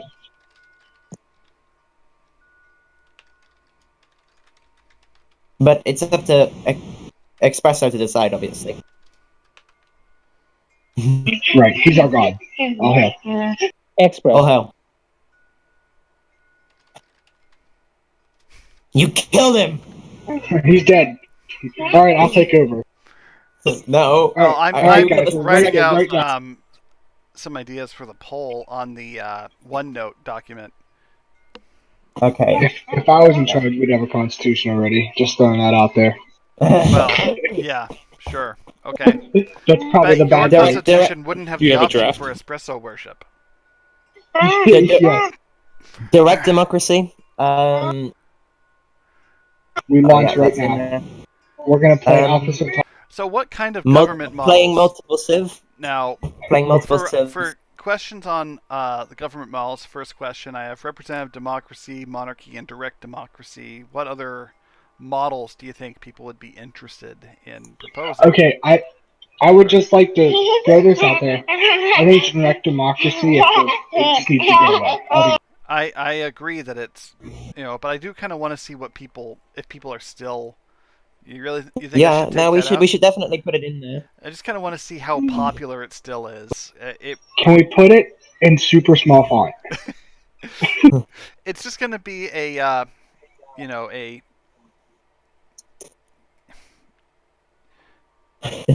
my mind just blanked out. It's going to be, choose one of these options on a poll.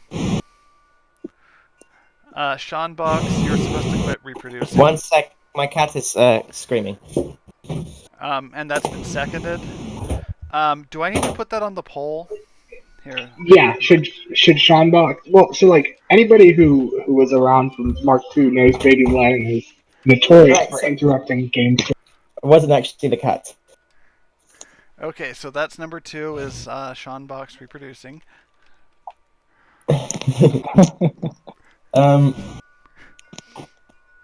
Like, do people want to play multiple civs? Because there's a few people that are really, really fervently for that. I said, yep, I need multiple civs so I can dominate the government. As in, and then another thing, multiple civs with a central government of multiple civs where we're actually like playing different civilizations. Second option sounds dangerous and really slow. Yeah, no, there's 1 or 2 people that are already in favor of it, but some that aren't. Like, it'd be really cool, but that sounds very difficult to get everything together. That requires a larger player base and a lot more. Should we play with multiple civs? Yes, with a single government. Yes, with multiple governments, and no. Okay. And I will have the set for a score so that if you answer no, you get higher points. What else was there? What else have people proposed? If we could just go have a look through the pre convention. Monarchy. Do we talk about that? Bicameral. Oh my god, I can't. Bicameral. Yeah, bicameral. Eliminating the executive altogether. Yeah. Having having sort of 1 executive versus ministers. Sort of a bigger one head of the executive versus multiple. Right, like a presidential, almost. Yeah, but then monarchy would sort of tie into that as well. Right. Which I think could be really interesting if done correctly. Yeah, and what else was there to talk about? Well, let's just simplify it.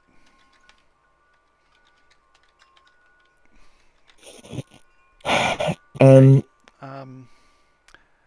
Is there anything else that's been been proposed other than one or two house system? Well, we're definitely forgetting about some things because there has been so much proposed. I know there's talk about going parliamentary, which really plays out as a two-house system, but should that be considered separate than just two-house? There's some people who think parliamentary can be one house, but then I don't think you're a parliament if you've only got one house, personally. But that's my personal opinion. What? They live in a country with only one house. You might be a parliament with like one big house if everybody lives there.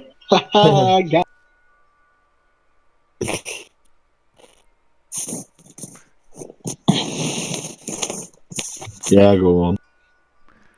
Okay, so let's see.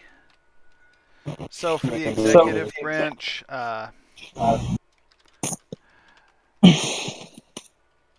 what are the options we want to propose there? Multiple executives, one executive?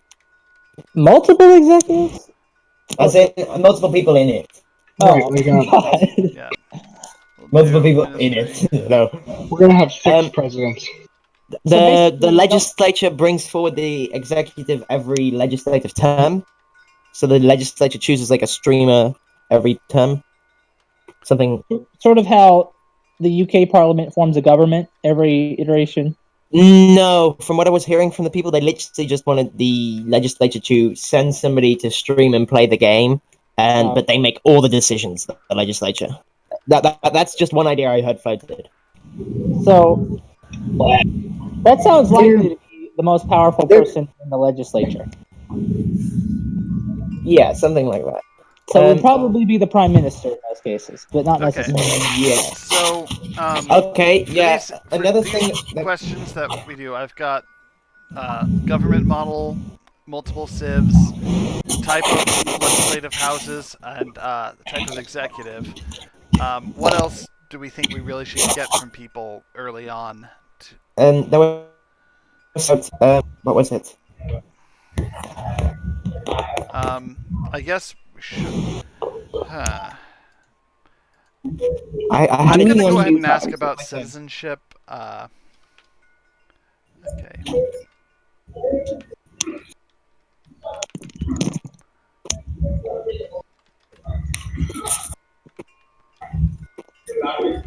Or just ask about the federal system.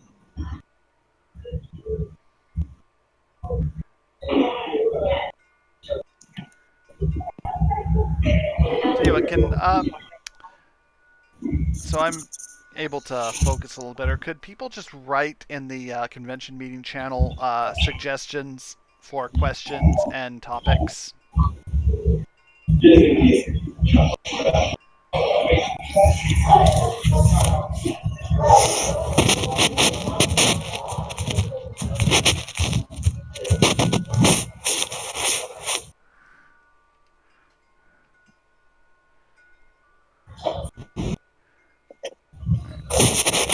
not going to ask it like that. I'm going to do...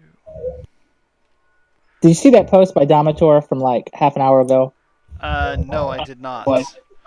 He made a post in the sub called "Democraciv Governments Are Communists." He said, "The civilization's gold, workforce, and real estate were all controlled by the state in the previous iterations of democracy. In order to promote free market, citizens should be allowed to privately own shares of these resources. Shareholders can then be able to vote on how their resources are used. A future constitution can include a treasury and the executive branch manage ownership and exchanges of shares of gold, unit styles, or buildings." So I don't even know what to say. I mean, Mark II was as uncommunist as you can get. It was free market, and the market collapsed. And I'm pretty sure the same thing happened in Mark III. Well, it wasn't real capitalism, okay? Well, it wasn't state-backed. There wasn't any state involvement in the economy. They did try to. They did try and pass some legislation to take over the bank.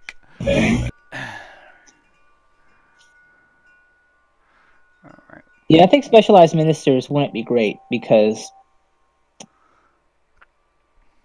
people run for the ministry and they don't necessarily run for a specific job in it. And I think you just want to appoint department heads who like specifically went for that.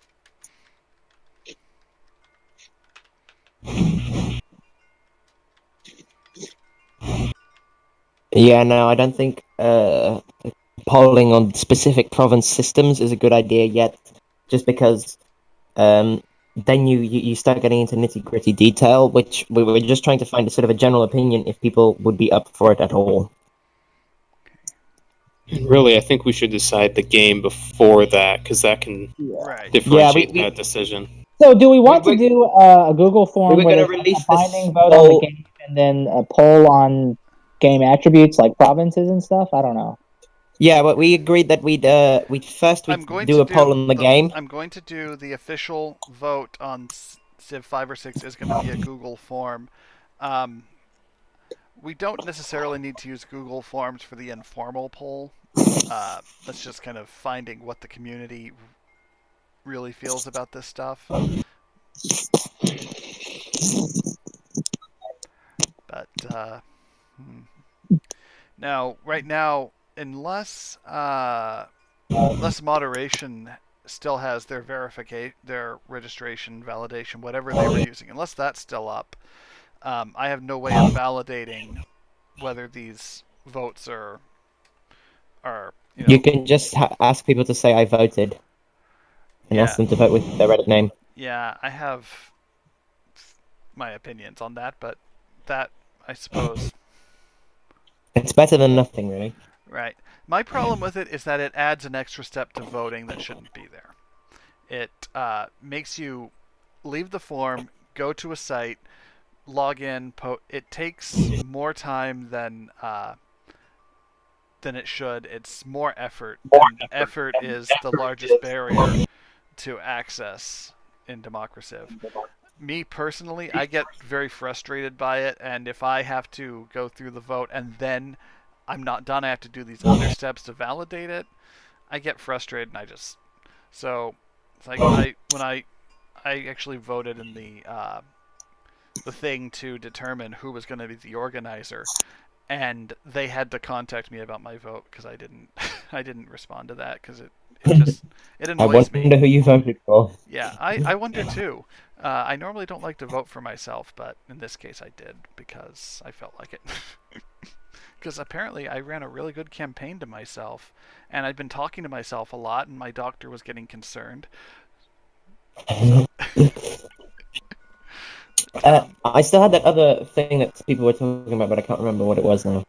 It's part of why I like doing validation systems that don't require extra effort or require a one-time effort, like creating the pin, is because once you're done with the form, you should just be done. You should just be able to walk away.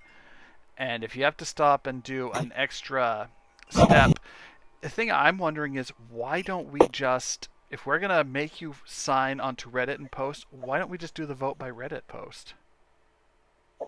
Because then it's not anonymous.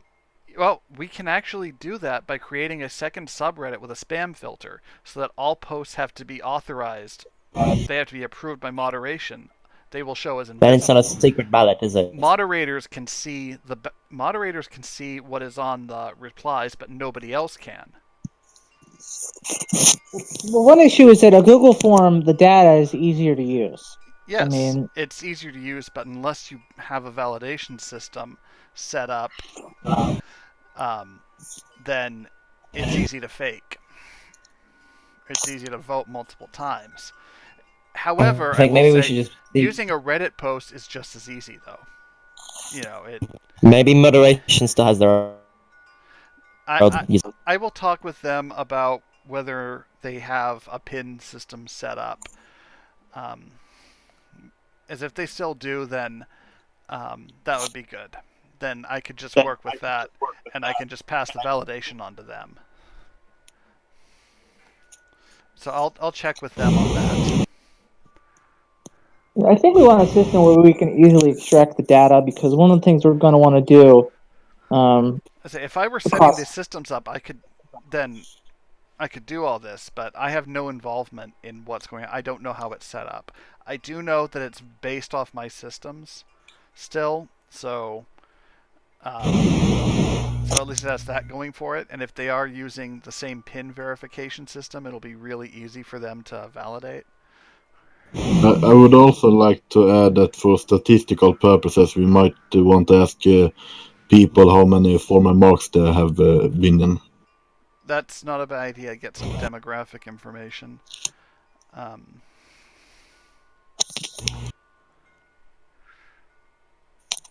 Also, which mark were their favorite. Right, I have to go. That'll be it for me for this evening. All right. How long will you guys still be going on for? I think we're pretty much adjourned, other than, I'm going to be brainstorming on the poll throughout the day. Yeah, I might DM you some more ideas if I can remember what people were saying. Now, if someone wants to be helpful, it's kind of a big job, but I'm going to be uploading this to YouTube. I don't know if anyone feels up to maybe taking notes on what was discussed here, because it's going to be impossible to do a full transcript of the conversation, but I'm going to post the... I'm going to format the discussion in the convention meeting channel and posting that on the Reddit for archive purposes so people can see what happened in the meeting. But all the voice chat stuff is probably going to be lost if it's not documented. How does anyone feel about doing some taking some notes on this conversation? I could just record it. It's recorded. It's on the okay. the Twitch stream, and I'm gonna upload it to YouTube after we're done. So I mean, there's a recording of it, but it's been over 2 hours of talking, so the people are not. So you want just big tops? Yeah, if people could kind of have an idea of what went on in the meeting, maybe a meeting minutes kind of thing. I probably should actually have someone designated for that in the future. So it's bringing that up 2.5 hours in, so that the video will always be up, but that way people will know what's going on in the meetings and not feel left out and not feel anything happen behind closed doors. It's all about transparency and all that.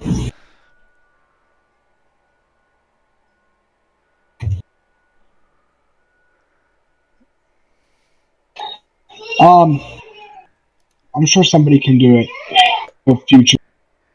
Yeah.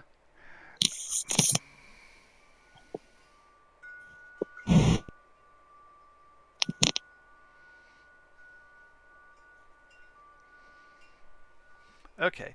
Well, I think if everyone else is good, I think we can wrap this up, and I'll get to work on the polls tonight and get them up by Thursday.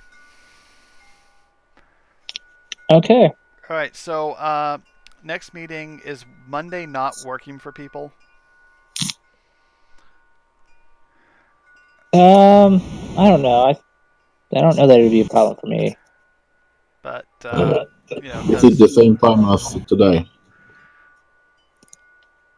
Because we could schedule the next meeting for today at the same time, or Monday. Wednesdays are not good for me, but those 2 days would probably work. Monday, I'd have to be done by about now. So yeah, when do we want to reconvene for the second meeting?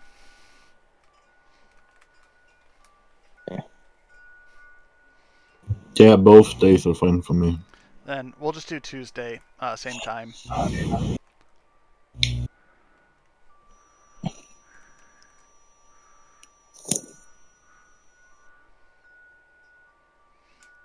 All right, so meeting is adjourned. Suppose and all that. All right, I'll see you later then. All right. Well, thanks everyone for participating.